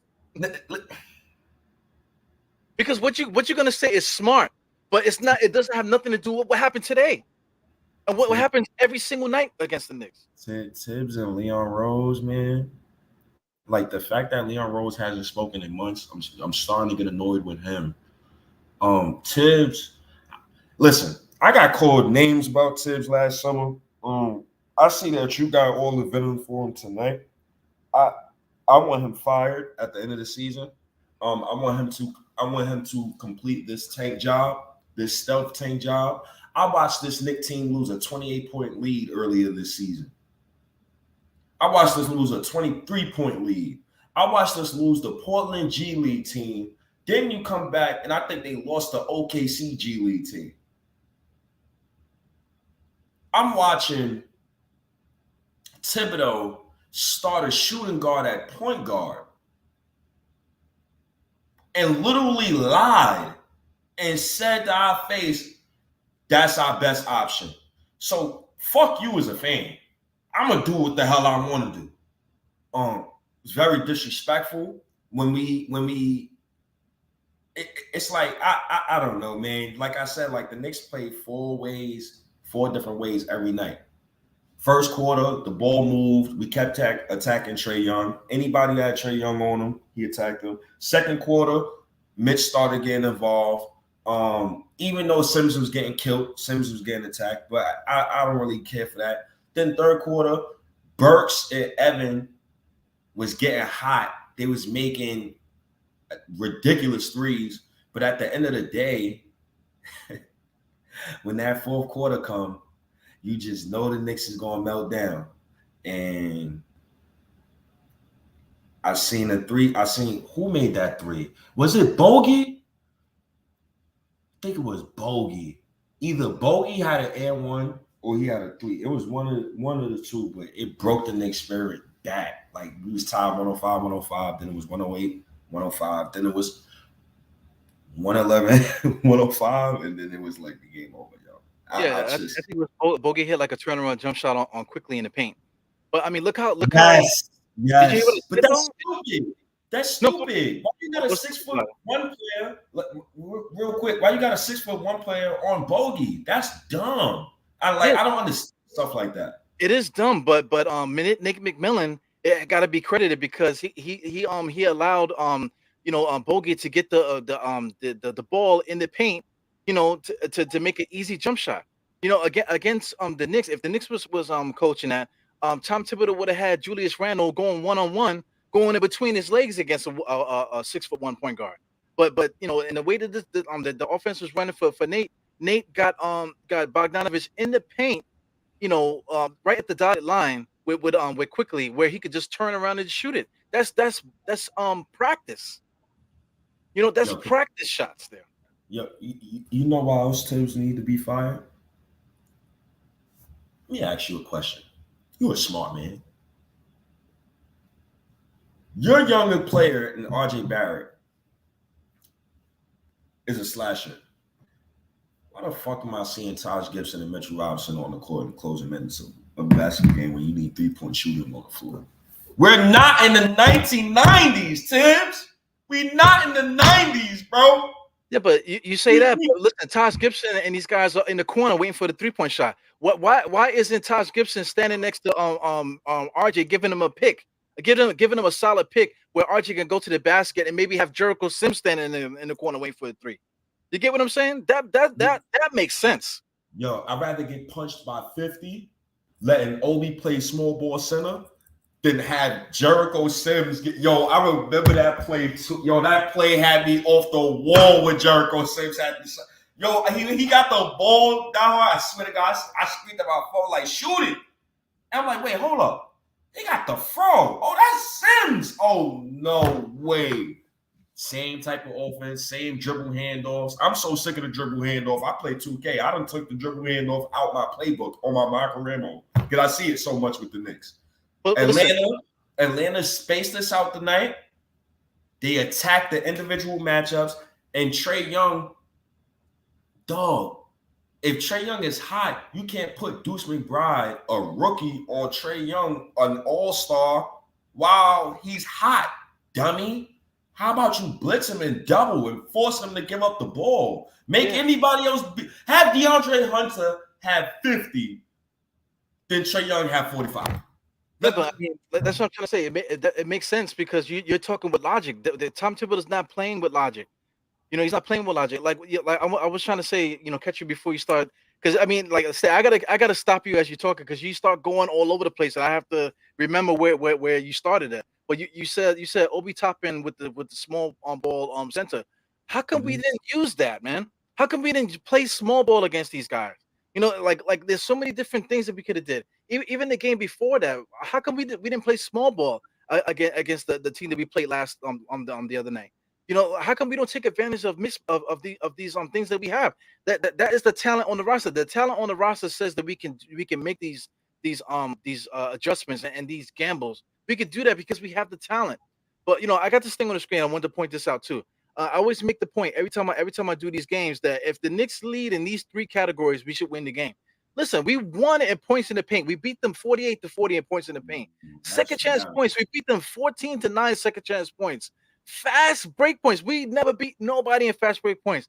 11-3 in fast break points. How the fuck did we lose this game? How did we lose this game? We dominated them in 3 aspects of the game. That no matter what, if you win 2 of these, you're guaranteed to win this game. And I mean, I say that every single time I do the halftime, and that is the absolute truth. But the Knicks beat them in all 3, not just beat them a little bit. 48-48 is pretty much dominating. Second chance points, 14-9 is pretty much dominating. 11-3 is dominating fast break points. How the fuck did we lose this game? We lost this game because Taj Gibson is standing in the corner waiting for a 3-point shot while RJ Barrett is running for his life with 3 defenders on him. That's what's happening. Yo, he got RJ. Yo, why do you have RJ going ISO in the fourth, bro? What fucking coach? And you're right, and RJ, my man. That's my man. That's my man. Yo, why? Yo, why is your idea of trying to get back into the game is putting Burks in the game and say, listen, Burks, here's the ball, go win the game for me. What the fuck are you talking about? Now, how many shots did we run? That we talked about it at the 5:22 mark with Trae Young came in there. Yeah, Trae Young came in there. Burks, they ran the same play where Burks had the ball in the paint. No cap. I think they ran the same play, the same pick and roll for Burks 4 or 5 straight consecutive possessions, bro. Yes. No, I think it was straight bursts, and it was so bad to the point. And then in between one of those possessions, I think you brought it up too. RJ had a disgusting turnover, but the paint was so clogged and the offense looked so stupid. I know it's like, I'd rather put Deuce McBride in that situation. You get what I'm saying? And have Obi small ball center than try to, you know, I don't know what the fuck we doing. Listen, I would rather put like you said, I'd rather put Deuce McBride in that situation because if Deuce McBride gets caught the same way that RJ gets caught, he's a point guard, so he's going to be able to make the pass a little bit better than RJ could do. But guess what? If Deuce is making that play, who's he passing it to? He's not looking to pass it to Taj Gibson in the corner. RJ Barrett is now free. You know what I'm saying? Deuce, Grimes, or whoever else you got out there is going to be ready to shoot. Here's another thing. Where the fuck was Fournier in the fourth quarter? You mentioned earlier that he was playing good in the third. Where the fuck was Fournier in the fourth quarter? It don't make no damn sense, man. You notice why I stopped at the third, brother. I ain't mentioned the fourth quarter. It was a reason for that. Fournier was playing good in the third quarter. Fournier was not having a bad game. How come Fournier did not play in the fourth quarter? Your idea was to have that's what the point I'm trying to make with you. Listen, we have talent on this roster. We are not using it properly. We should not be losing to Atlanta Hawks, who is struggling on themselves. Look at this talent. We have talent on this roster.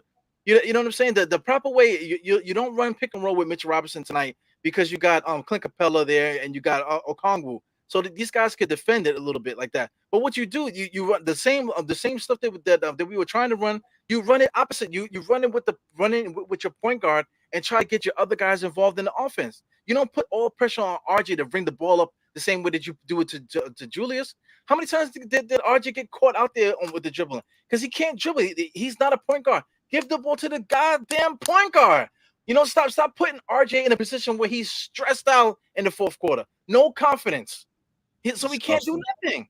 He's really emasculated by the fourth quarter. Yo, bro, he was missing free throws to the point I'm like, yo, big dog, like these are free. These are free. And but at the same time, it's like it's Tibbs, man. And RJ got to the free throw line 17 times tonight. He got the favorable call. But like I said to you before, dog, I don't need to see him shoot 25 times. 36% from the field, 14% from three. He's like, what? But that's on Thibodeau. Yeah, that's on Thibodeau, bro. That part, a lot of that is on Thibodeau. We got multiple players on our team, bro, that shoots 41% and under. That's a disgusting stat. That's really bad. Yeah, man. But I mean, I don't mind RJ shooting 25 shots, but for him, though every single shot he took tonight was under extreme stress. He did not take an easy shot all night. Even the wide open 3-point shots were under such stress. Yo. Let me ask you a question real quick. I think we brought this up like 2-3 weeks ago, or a game like when Randall was struggling. Has Randall ever taken an easy shot? Like, has he ever come off a good curl screen in the mid range and just shot the midi off a good screen? Yes, he has. When he did it under Fizdale. He did it under Fizdale. And when Randall was spinning into oblivion and stuff like that, it's because that at least Fizdale was putting him in a position where he should have been. It's just that at that point you got to blame Randall because Randall was spinning when he shouldn't have been spinning. You know what I'm saying? So that was on Randall. But Fizdale actually put him in spots where he could actually function in the offense. You know what I'm saying? It's just that Randall, once he got the ball, he would spin blindly, not even looking at where he's going. That's on Randall. But the simple fact that Fizdale put him in a spot where he should be to score, that was I can't believe I'm going to say it. That was good coaching by Fizdale. So I mean, it's to the point now where I say I want to bring Fizdale back. Because I mean, at least Fizz, the whole year with Fizdale, that first game, he had RJ Barrett and freaking what was the other guy's name? and Trae in the backcourt, but he that was stupid. No, it was like, okay, it was stupid when we were looking at, because we were looking at it with intelligent eyes, because we had three point guards there. We had Elfrid Payton, we had Frank, and I forgot who the third guy was, but we had three point guards. Alfred was hurt. Remember, Alfred was hurt. So remember, he started. I think he started Trae at point guard or something like that. But basically, like RJ Barrett was basically like the de facto, like he was on ball, and I think he went 9 for 12 that game. He looked good. Yeah, but fast forward to now, we want the offense to run through RJ. So I want to say right now that fucking Fizdale's a goddamn genius compared to Thibodeau. Oh no. Because he saw that RJ, you should run the offense through RJ. Fizdale saw that at his rookie year. So Fizdale's a fucking genius now. Hindsight is 2020. Fizdale's a fucking genius. It's incredible. Fizdale got us RJ Barrett in the draft, man. I appreciate that, brother, man. Yo, do you hear what I'm saying? For as much flack that me and you gave Fizdale, which was absolutely warranted, right now hindsight is 2020. If we have Fizdale right now, we probably would be undefeated, bro. And the way that Fizdale would have used the guys, he wouldn't have Randall playing the way that he's playing. He would have Randall in the post a lot, because that's what he tried to do. What's the name? Randall destroyed Evan Fournier. Not Evan Fournier. What's the guy's name? The center that we used to have. Enes Kanter. I think he dropped like almost 50 on that motherfucker. You know what I'm saying? But when he dropped 50, he did not do not one in between dribble that whole game. Everything was him going downhill and busting. What's the name? His ass right at the rim, getting layups right at the rim, post up, turnaround, jump shots in the lane and where he belongs. Fizdale got Randall out there doing step back dribbles and fadeaway jump shots. What the fuck? I mean, that's what I'm trying to say. Like for all the intelligent things that you're gonna say, yes, it sounds fantastic, but it's not happening the way that you're explaining it. You're putting too much intelligence on something that's absolutely stupid. You can't find intelligence. That's the way it is. You cannot do that. I'm still, and it's crazy. Like, you're bringing up a lot of these things. Like, I'm still baffled at the fact that Taj Gibson has 5 shot attempts, and Deuce, Sims, and Grimes has 5 shot attempts together. And what's even more sad about that is he doesn't even run a good system that makes a good offensive system that makes players look good. When I see players like Quickly and Grimes, and when I see players like Quickly and Grimes, I feel like as a coach, and you see a guy like Miles McBride have 18 assists in the G League, I mean, why don't you just put the ball in his hands and have him make decisions to have the offense look a little better, look a little more crisp? When you're running the offense through Alec Burks to close a game in late March, and Taj Gibson plays the whole fourth quarter while Obi Toppin sits in the fourth quarter when you need spacing on the floor, so why not try Obi Toppin at the 5? It's dumb to me when you don't try new things in a league where the Eastern Conference gotten better. The whole Eastern Conference gotten better. The best thing Leon Rose could do for me and you is Evan fucking Fournier, Kemba Walker, Alec Burks, and Nerlens Noel, and Julius Randle. I'm extremely disappointed, man. It's one of the Yeah, but listen, there you go again. You're speaking through intelligence, but you're talking about guys that didn't even play the game. You know what I'm saying? Like, what about this game tonight? What happened? It doesn't matter. The point I'm trying to make is it doesn't matter who is on the court. Tom Thibodeau is the coach. He's not going to take advantage of nobody. He's not going to take advantage of nobody. It doesn't matter who is on the court. Yeah, he needs to be fired. Honestly, I don't. So if you want to call out Leon Rose and whatever, they need to be for real. Because I mean, like they're saying that like the reporters are saying that there's a division between whether or not to keep Tom Thibodeau or not. So when they made the announcement, which I don't even believe either, it was some dude from Bleacher Report a freaking a freelance writer wrote the article. You know what I'm saying? So some guy on Bleacher Report wrote an article saying that they're going to keep Tom Thibodeau, and then later on, Ian Bagley said the same thing. Okay, cool. They're going to keep Tom Thibodeau for a third year. Listen, they need to whoever's saying that Tom Thibodeau don't need to be here anymore, that they need to listen to those guys, man. Yeah, They need to listen to those guys. They need to watch the games like we're watching and see what's happening, and get somebody in here that's going to take advantage of the players that we have. Because fucking around with Tom Thibodeau, he's going to make the Knicks make a poor decision with the roster, and we're going to be screwed for the next 5 years again. I think that's where we are right now. Because right now we have to do something to if you're going to keep Tom Thibodeau, we have to do something to satisfy him. He wants to play this way. But I'm saying if you're going to keep Tom Thibodeau, you have to do something because he wants to play only this way, no matter who's there. He only wants to play this way.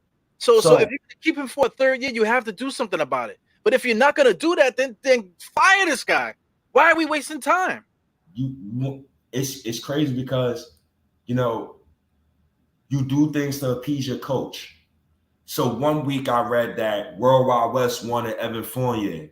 This week I read that Tom Thibodeau wanted Evan Fournier. I need to know who got what, who got say so, and what. This offseason, I am completely against any move that is for Tom Thibodeau. I am against any trade for these type of vets they bringing in. I'm good on that. It's pointless. They have to fire Tibbs. They have to fire. I don't care about what Ian Bagley says. I don't care about what those other reports say. If they do not fire Tibbs, that tells me Leon Rose not serious about his job, man. Not serious about his job. You can't see this for another season, man. Minnesota, may God bless their soul. May God bless their soul. The same complaints that you having right now, dog, is the same complaints from Minnesota fans about Tibbs. I don't care about last season, bro. I dismissed last season because if last season didn't happen, we wouldn't be right here up in our shits because we wouldn't have the expectation. And right now we will be watching one of those top 8 picks right now, still turning the ball over, losing, but we would be more calm because the expectation wouldn't be there, bro. But listen, State, there's 2 points I want to make real quick. I just want to say that Andy is correct though. Fizdale wanted Randall to play like LeBron, so it was actually Mike Miller that Randall had that 40-something point game against Enes Kanter. That was under Mike Miller. So Mike, I would rather have Mike Miller as coach. But anyway, to go about what you're saying with the way that Tom Thibodeau plays or whatever. In fact, what were you saying just now? You was talking about because there was a point I was trying to make with that. Oh no, you said you wanted to give up what was happening last year. But if you look at what happened last year, we had Alec Burks standing next to Julius Randle, just standing there like this. You know what I'm saying? So when Randle couldn't do nothing, all he had to do was give it to Burks, and then Burks would shoot the 3. So that's what Tom Thibodeau wants. Because if you look at the offense, Burks is standing in the corner like this. So I mean that's what he wants. So if he would have kept Burks, or maybe got somebody like Burks to stand next to Randle the same way, and if he would have got somebody that could shoot a 3-point shot and still play defense the way Alfred did, because Alfred he couldn't shoot, he couldn't score, but he did play defense and he ran the Tom Thibodeau offense the best way that he could. You know what I'm saying? So if we would have got somebody like that in the spot instead of getting Kemba Walker and Fournier, then I think we would be better off because we would be playing strict Tom Thibodeau offense there. You know what I'm saying? But I'm with you. We cannot go backwards. We cannot go back to that. We just can't. He has to be fired this summer. You know why? It's several reasons why he got to be fired this summer. But one of the biggest reasons why he got to be fired this summer, like with all due respect, like his handling of the vets is one thing, but if we was to, may God bless our soul, if Adam Silver, God bless my Knicks, with a top 5 pick this year, yo, dog, if he tells me some garbage on some like, no, Jaden Ivey got to compete for minutes, so we're bringing him off the bench. I don't want to hear that, bro. But yo, that's absolutely gonna happen. And that's absolutely why he got to be fired this summer. Absolutely. Listen, I'm good on talking trades, bro. Personally, from me to you, I'm kind of good on talking trades, bro. I want this man fired first. Because anybody who we trade for, whoever we get in free agency, whoever we draft is going to go through the same garbage that this current team is going through now. I'm not interested in that, man. He the type to have Jaden Ivey standing in the corner of Alec Burks, bro. What the fuck is that? He's gonna have Jaden Ivey standing at the top of the key, doing the pick and roll with RJ for the ball to go to Taj Gibson for 3. That's what's gonna happen. It's gonna be RJ and Jaden Ivey standing at the top of the key, starting the offense, and then the end of the play is gonna be Taj Gibson shooting a 3-pointer. That's what's gonna happen, because that's what's happening now, and that's what happened last year. That's what's gonna happen. Yeah, I don't want him back. I don't see the positive reason why to bring the Tibbs back. Honestly, I'm gonna fight to the death not to fight you. You know what I'm saying? Because the fight is not between me and you, because that's what Tom Thibodeau and everything logical that's going on in your mind, and anything logical that's going on in my mind, that's what it's gonna lead to. Me and you having a freaking sparring match, you know. But I'm like fighting to the death to put that blame in this fucking guy's hand. It's Tom Thibodeau. You're not gonna have me cursing State out about offensive philosophy and stuff like that. You're not gonna have me arguing with other people all over the internet about that. We have to put that blame in this guy's lap. This is Tom Thibodeau's baby. You know, this everything that's happening with us now is his fault, and that's it. I'm not gonna freaking do it. I'm not gonna like ruin the show. I'm not gonna ruin like relationships with people over Tom Thibodeau. You know what I'm saying? Tom Thibodeau is the reason, and no matter who we get here, no matter what trade we make, no matter who we draft, this is what is gonna happen, and that's it. It's like all of a sudden, if we get Jaden Ivey, we're not all of a sudden gonna start playing good. We are not all of a sudden gonna start running offense differently than what we've been doing. It's not gonna happen. It's not gonna happen. So, all right. You know what?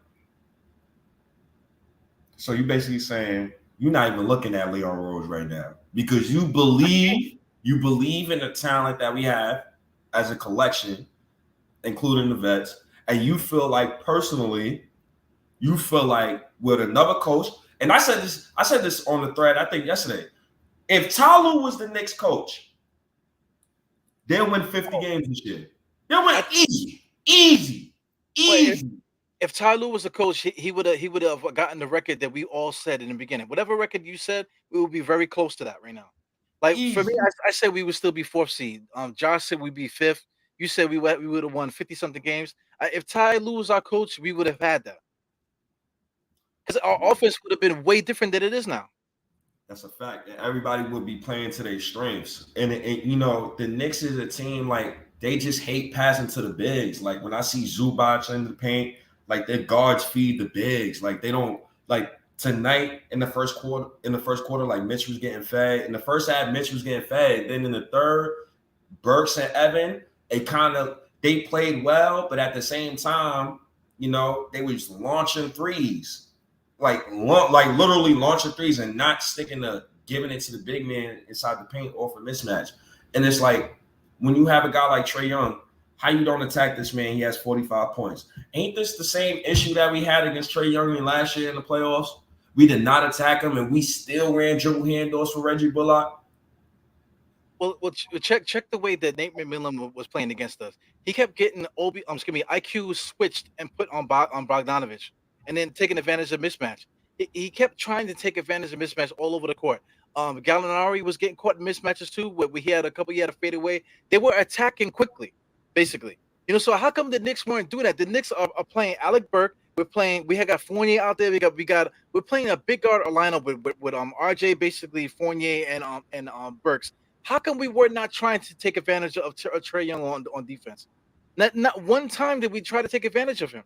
You know, I mean that should have been the number one play. Trae Young, we're gonna make Trae Young beat us tonight. At the same time, we're gonna punish him on the other end of the basketball court. We have a 6'5" point guard. Isn't that the reason why you want Trae Burke to start at point guard for defensive purposes? So why the fuck aren't we attacking Trae Young that way?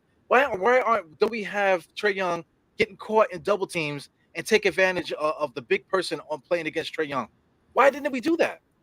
It's elementary. That is like that. Like if you never played basketball in your life, if you play organized, whatever, if you don't know your personnel, you're gonna be like, listen, mouse in the house, give the big guy the ball, they got a little guy on him. There you go, and just keep giving them until they stop it. That's basic basketball.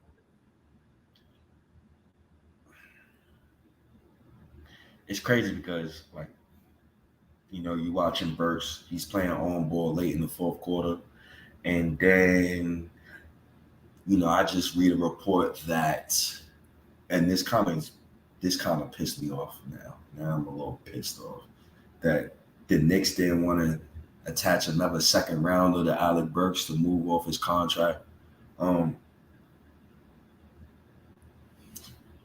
MSG politics is just undefeated. It's undefeated, man. You play players according to contracts. Tibbs play favorites. He plays who he likes. He don't give a damn about modern NBA systems. He coaches a terrible offense. He thinks Mitch. He like everything is just so wrong, and he needs to be fired. Like I don't see no good reason. If you could give me a good reason to keep Tibbs, I would love to hear it. But I have nothing positive to say. You're never going to hear me say anything positive about Tibbs. There's nothing that he does positive. I can't. Like, if you want to go there. Like, can you think like forget about how we feel about him and forget about the game that just happened just now. Just knowing off of what Tom Thibodeau does offensively, what can you say that he does good, or who has benefit under Tom Thibodeau right now? Whew. You can't say Randall, because like giving him a higher usage rate and all that stuff. Randall is right now is a fool right now. He's ruining his career being in New York. Julius Randle. So we can't say that. So who is taking advantage? Who is the one that's getting the most like advantages under Tom Thibodeau? What positives does he bring to this team? Yeah, that's a fact. Tibbs don't put nobody in positions to succeed. It's just so sad, man. It's just so sad. Better? Who's getting better under Tom Thibodeau? Yo, I'm gonna ask you this. So, matter of fact, this is attributed to coaching as well. What young players you seen like develop under Thibodeau? Like, and when I say develop, it's like it looks like Thibodeau is teaching them those things. It's not them working on their game by themselves. They're in the gym by themselves. No, that's what Thibodeau. But do you see anything of that effect, or do you still see the same things every? I see nothing, and I know there's somebody out there, and there's a group of people out there that's gonna say, "Well, but he's developing RJ." But you just said it. RJ's developing himself in the way that he works hard in the gym. Remember at the beginning of this season, Tom Thibodeau put RJ under the bus, saying that RJ needs to get back in the gym. You remember that? And that was during the time when RJ was hurt. Whatever. Remember he was saying, RJ hasn't been in the gym like he used to. He needs to get back at the gym, and then maybe he'll shoot better. Something to that effect. Out of here. You remember that? Yeah, I remember that. It woke RJ up, but at the same time, I remember around that same time, that was when RJ had a bug. So remember what RJ said? Like, I was sick for a month. Yeah. And he was putting up doo-doo numbers. At the same, he's still putting up garbage numbers. He played dookie for like 2 months. But at the same time, it's like 29 games. To protect your player. Protect your player. You're supposed to protect all. How you protected Julius Randle yesterday? Like, I would love Randle way more. And I love all my Knicks players. Randle's once a Knick, for always a Knick. But when the media asks you a question like, are you holding Randle accountable and this, that, and the third, and you say stuff like we? Ain't no fucking we. I want to hear you blame yourself, dog. I want to hear you say, I didn't put him in a position to succeed. That's what I want to. Me personally, I don't hear enough self. You feel me? Like every time he talks, it's a deflection, bro. What are you talking about, bro? Just hold yourself accountable. He doesn't hold no vet accountable. He does not hold himself accountable. He needs to be fired. It is bad. His cancerous he's allowed like guys like Randall and I think it starts with that starts with Tibbs too. Tibbs literally is ruining Randall's career as a Knick. Literally, he's ruining him. He's putting him under too much stress. him. He's putting him under way too much. He's putting him under way too much stress. And excuse me, Randall is a sore loser. So it's a match made in hell, man.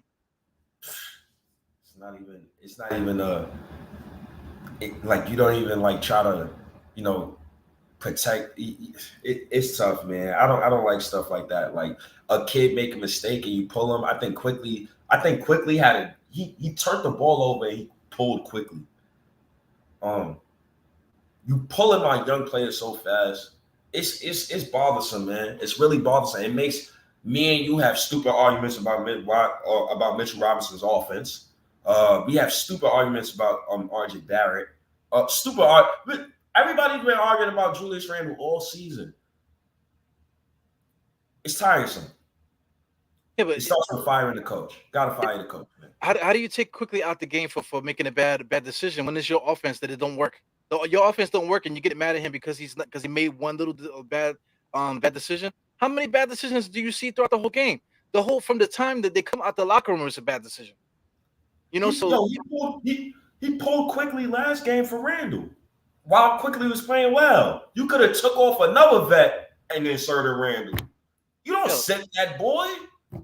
Yeah, one of the media guys asked him the question, remember? And then he said something about, I felt that Burks could do that. Like he's not even coaching what he's looking at. He's just coaching off of, I felt that, wow.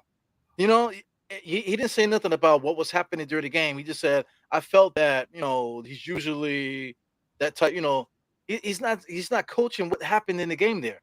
So you're right, man. If we had Tyronn Lue, what's Tyronn Lue doing right now? Where's he at? Winning with the Clippers. He's with the Clippers, right? Shout out to, is he really the coach for the Clippers still? Yeah. What? Is he? I need to confirm it because look at the Clippers roster and who they have over there, and they're still competing every night. They're still able to win with the freaking guys that they have playing there. They don't have Paul George the whole season. They don't have Kawhi the whole season. They got so many other different injuries. They got guys they holding up for the G League and 10-day contract guys and stuff like that, and they're still functioning way better than the Knicks could ever function in the last 2 years. It's crazy, bro. I mean, that's just a testament to literally coaching. You can take advantage of the roster that you have based off the coaching that you have.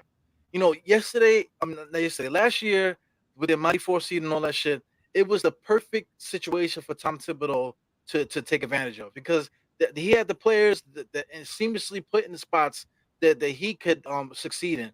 And also, we got to give Burks credit, Bullock credit for being a voice in the locker room and stuff like that because he's the other voice that allowed, that kept guys together. Maybe Bullock was the guy to make Julius Randle calm the fuck down. You know what I'm saying? But we don't have that guy. You feel me? Yep. We don't have that guy. Reggie Bullock probably was the guy to tell Julius Randle that that was you, bro. Or whatever. He was the locker room leader last year. Yeah, locker room leader. You don't let those guys walk out your locker room, man. You need those dudes, man. I listen, man. I know Reggie Bullock. He's not that much of a great player, but you need those guys, man. You need those guys in the locker room. And you know what's so crazy? Like, yeah, the Knicks need to fire Tibbs this summer, bro. They have to fire him, bro. Like, and I'm gonna throw this at you real quick, right? Another indictment on Thibodeau. Right. I don't know if this is a Thibodeau indictment. I don't know if this is a Leon Rose indictment. It might be mixed. But since we're on, you want me to just stick to Tibbs? I'm gonna just stick to Tibbs. We could get on Leon Rose. We could talk to him this summer personally because, I want to see what he do in the summer. And he's on a hot seat right now. He's on a hot seat because he has to make that decision. We had a crossroads. We have to make a decision. So I'm gonna paint this picture real quick, right? We trade a first for Cam Reddish, right? Thibodeau proceeds to DNP Reddish, right? A guy that upper management traded for, and we traded a first round pick for, right? And I'm reading this right here where it says a 3-team structure between the Lakers and Raptors, which would have sent Cam Reddish and Alec Burks to Los Angeles, landed Taylor Horton Tucker and Nerlens Noel in Toronto, and brought at least Gordon Dragic plus the Raptors 2022 first-round pick. They were always trying to squeeze out an extra second-round pick here and an extra second-round pick there, said one high-ranking Eastern Conference official. So you mean to tell me that Tibbs DMP's Reddish, and this is how whack this season has been. I politic for Reddish for weeks. We finally get him. Tibbs don't even want the young king. I see a trade like this that removes Burks, Nerlens. You remove Hospital Bed and Burks, even though the Reddish going to Los Angeles would have hurt my heart. But you get Gordon Dragic, you free up minutes for your young guys, and you get another first-round pick from the Raptors. Somebody got to talk to me this summer, bro. Somebody got to answer for that, bro. Somebody got to get fired.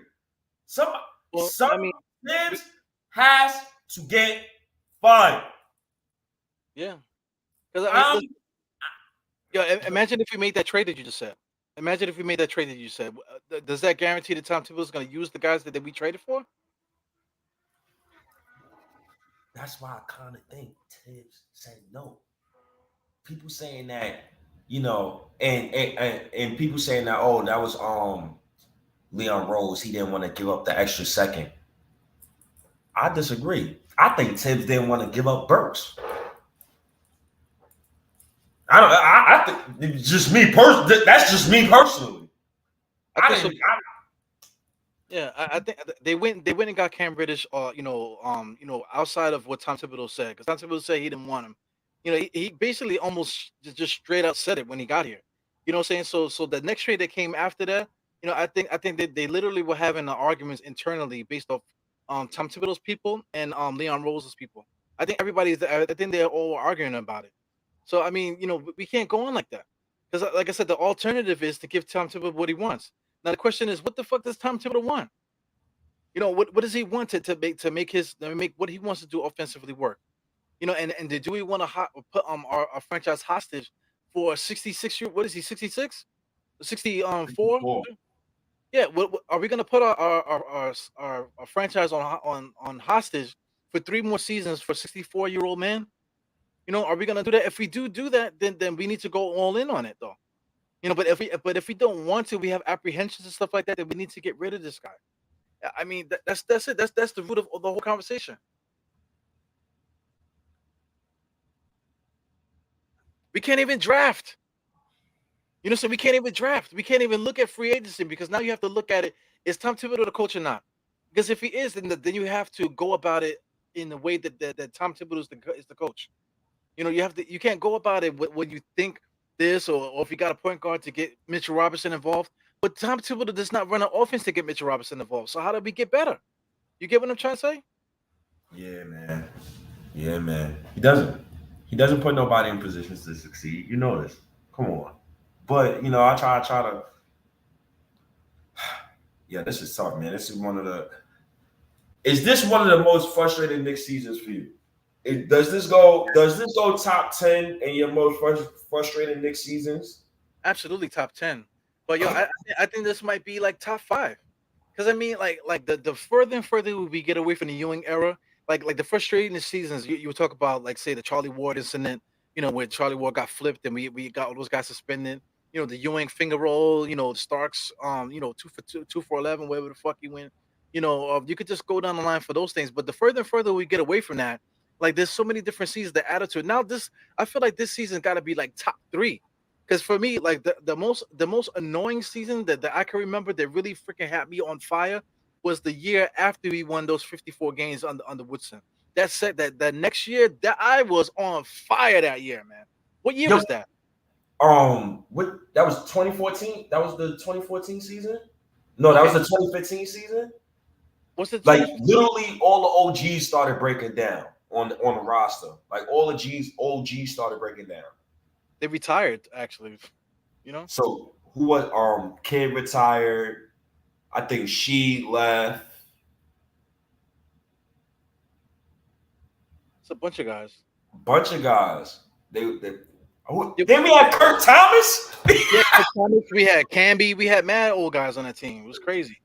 And then, I wasn't really mad that next season, bro. I think the season that pissed me off. I think that 2018 season, that 2018. No, not 2018. That 2019 season, bro. That first season with Randall and RJ, bro. That shit was tough, yo. That is in my top 5. This season might be number 2 for me. Number 1. Number 1 might have to be when I was 13, 14 years old. It might have to be 03. It might have to be 03 for me. Yeah, but the year 2018, when you're talking about Randall's first year and RJ's first year, I mean, that's what you want, though. Isn't that what you want with the almighty 4th seed and stuff like that? So if we would have continued on that pace, like the way that we was playing it on the Fizdale, and we didn't win that first year on the top table, and we kept losing, then it would have been the same frustration. I wouldn't have minded if we would have got something better than Obi Toppin. You know what I'm saying? Like I would have all the Randall move turnovers and the whole Fizdale situation, the whole Mike Miller playing Mo Harkless and Alfred Payne after the All, like everything was so crazy. Then remember we had the stoppage, so COVID hit. So now I had no basketball, bro. And then on top of that, like my aunt had passed away. I was going through a breakup at the time. Like it was just so much going on, bro. Like that was really a bad season for me, bro. Like I was going through it. And then I was working like mad hours. I was stressed out. Like that shit was bad, bro. That shit was bad. That 29, that shit was hard for me. That shit was hard for me. But that whole this season right here is number 2 for me, man. This is number 2 for me. I've never seen a Knicks team with this, and it's crazy because we have the talent. I just don't know how good that talent is, but our coach doesn't even put us in positions to succeed. So for us to actually see the talent that we have. Well, I'm an older Knicks fan, man. So this is a lot of scenarios like that drove me crazy. I mean, after the Ewing trade, we had Glenn Rice as a power forward with Sprewell as a 3, and Houston was the 2. That was just nuts. And then we had signed Clarence Weatherspoon that was already on the downside of his career. We had signed Shannon. We had signed what's the name? Whoever, man. These freaking bums. Howard Isley. We signed all these different guys that we had on the roster. And fast forward, we had Marbury. Who did we put with Marbury? We put Doliak with him. We had Keith Van Horn, and we had all these. There's so many different frustrating seasons that we've had throughout the years. It's just crazy to think about. That year also too when we had Alexi Sved and Lou Almerson and freaking what's the other dude Thomas whatever the guy is. I mean that was frustrating too because there was no reason for us to be that way, be in that position. Those players was with Carmelo Anthony too. Yeah, man. I mean some of those it's been a lot of frustrating seasons, man. But I mean this one right here sticks out the most because we have talent. We have talent, and one thing too, that even though that we're not being successful in the offense, I feel like our players are still engaged. Yeah, they're still playing. They fight. I mean, the foundation is there. They fight, but we don't have no closer. 1, 2, we just don't have that talent yet, yet. And 3, our coach is just complete gutter trash. Complete gutter trash. We don't have a closer, but if we had a closer, he would be hurt. Because if we had a player better than Randall and better than RJ as the closer, let's say if we had Donovan Mitchell, he would have been hurt already. He would have been out for the season already after the first 2 months of the season already. With all due respect, Donovan Mitchell will not be coming to New York to play for Tom Thibodeau. No, I'm just letting that be known right now. So Johnny Bryant, that's it. Johnny O. That's what I need, man. I don't know, man. That was a good one, man. That was a good one, man. I would say let's take some callers tonight. I know somebody want to curse. But if I knew you, well, I knew you was gonna come on at the crunch.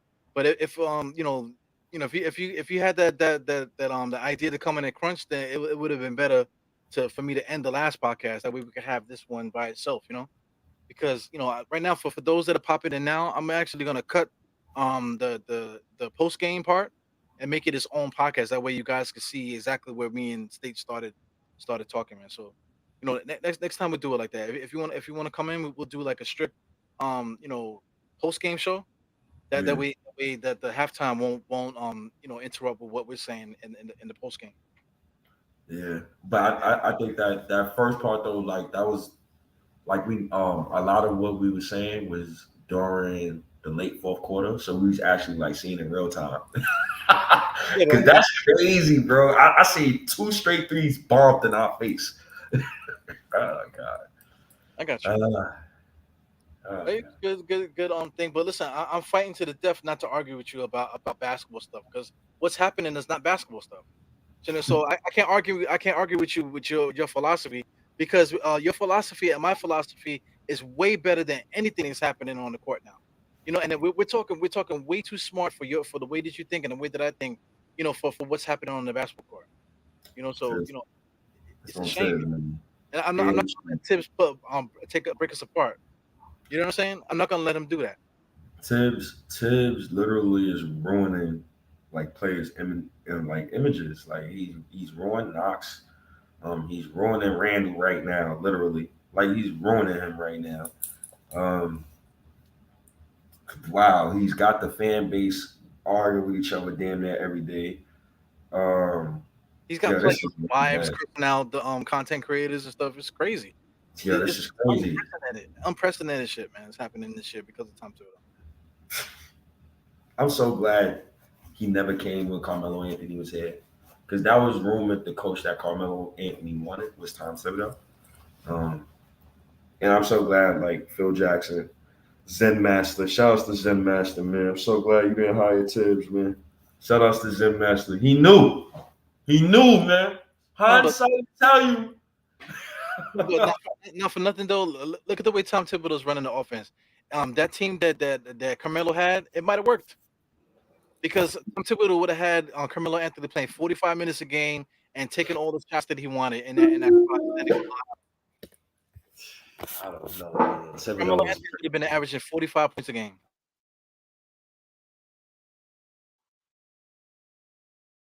I don't have nothing else to say, man. I'm gonna rewatch the game just to make sure. Like I don't know, man. Thibodeau is he's just horrible right now. It goes against all logic. Anything.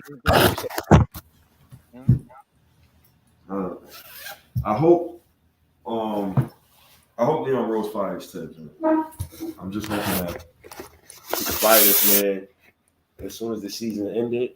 Don't say fired. I wanted to say dismissal. I respect Thibodeau for what he's done, but he needs to go. He devalued the roster. He devalued Evan Fournier. He devalued our draft selection last season for the almighty 4th seed. He's devaluing Randall right now. He's devaluing our guys. Most of our guys are shooting under 42% from the field. It's disgusting. I'm done. I like him fired. He's devaluing everybody. Obi Toppin and Mitch Robinson are 2 of the best rim runners in the NBA. But when did we ever run them? They don't even run to the rims. But we know as fans and just people from the outside, they automatically say Obi Toppin and Mitch Robinson rim runners. We don't run no rim running action for either one of those guys. Nope. I don't know, man. Thibodeau, he like Mitch and Obi. I don't know, man. You're moving around too much, man. I don't know, man. We could definitely do a call-in show tomorrow. If you're free, let's do a call-in show for sure. Because I want to hear what people saying about what they've seen so far this season. Because me and you is just we so much in lockstep that I'm trying to look at the positives about it, but there is none. There is none. I mean, we can't argue about logic if logic is not happening. We can't do that. How come how come Mitchell is not doing this? How come Julius is not doing that? How come RJ is not doing that? It's the offense. We're just not doing it. Period. Jesus Christ. I hope You the know. Knicks get it together, man. Let's I guess we could be back tomorrow, man. Let's be back tomorrow. Let's do a call-in show. Well, this guy Danny B, he said he wanted to come through this week. So we got back to back though. We playing Charlotte tomorrow. So Let's Charlotte, do it. yeah, and then the next day the Knicks are off. So we'll just stay busy every day. Huh? We'll just Say stay that. busy. We'll just stay busy for the week. Um, now I'm off tomorrow, and then I work next like 5 days. No, I'm saying for the podcast wise, we'll just stay busy. With the content stuff. All week. Yeah, Just stay busy. yeah. All right, man. So I mean, get to where you got to go.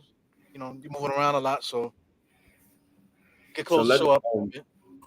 for sure. Let me know when Danny B. You trying to do that pod. If we can do it tomorrow. Let's do it Thursday, Friday. It don't matter, man.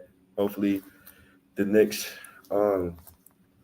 6 games behind. We're officially eliminated, in my opinion, from making the play-in. And I hopefully Thibodeau finally get with the program. 10 games left. So I got me. Thibodeau is drained. He's drained. Yo, he is drained. You furious, huh? You pissed off today, bro. I'm pissed off every day. I mean, that's why the halftime show is a comedy routine. I'm just doing stand up comedy the whole time. Because I can't talk basketball. Me and the guys are talking about whiskey. We're talking about freaking anal probing and prostate exams. Sometimes it's like because there's nothing to talk about on the basketball court. Because I can say, hey, guess what? The same thing is about to happen yesterday. Or anyway, back to those prostate exams. You know what I'm saying? That's what it is. That's what it's come down to now. My boy RJ came down, turned the ball over, comes down, take a stupid step back, 3-pointer, misses that, clinks it, then comes down again, and then throws the ball away trying to give it to Evan Fournier. Yo, put that up, man. Apple Podcast, Stitcher, Google Play. Oh God. 9 for 25. 36%. Oh my God. Play an FM, tune in, man. Y'all know where to find us, man. It's officially gotta fire Tibbs, man. Gotta fire Tibbs, man. I don't know. I don't care about what Ian Bagley talk about. I don't care about what Mark Berman talking about. You could do all this trolling. Fire Tom Thibodeau, please. Fire that man. He gotta be fired, bro. Yeah, I wish we had the time slot that we could just fast forward the season just so we can get the fuck out of here already. I'm over it already. The combo we gonna have if they don't fire Tibbs yo, have a blessed night, dog. Take it easy, man. Yeah, take it easy, buddy. Yeah, so for people that are popping in now, I'm gonna cut this podcast from the post game just to make it its own podcast so you guys can see what we were saying in the beginning without having to go through the whole halftime Crunchtime thing. So anyway, we'll try to be a little bit more organized with that. That's what I was trying to get through to State. If he's gonna come in to do a post game show, then I'll cut the halftime show off and then we'll start a new pod just to keep everything together. Anyway, this is Eru, the High Knicks podcast. So, shout out to State. Shout out to everybody else that's affiliated and all the things that we have planned going forward. And hope to see you guys soon. Peace, guys. We play Charlotte tomorrow, and expect the same shit. Don't expect any miracles. It's not gonna happen. Tom Thibodeau's the coach, and is what it is. So I see you guys next time. Peace.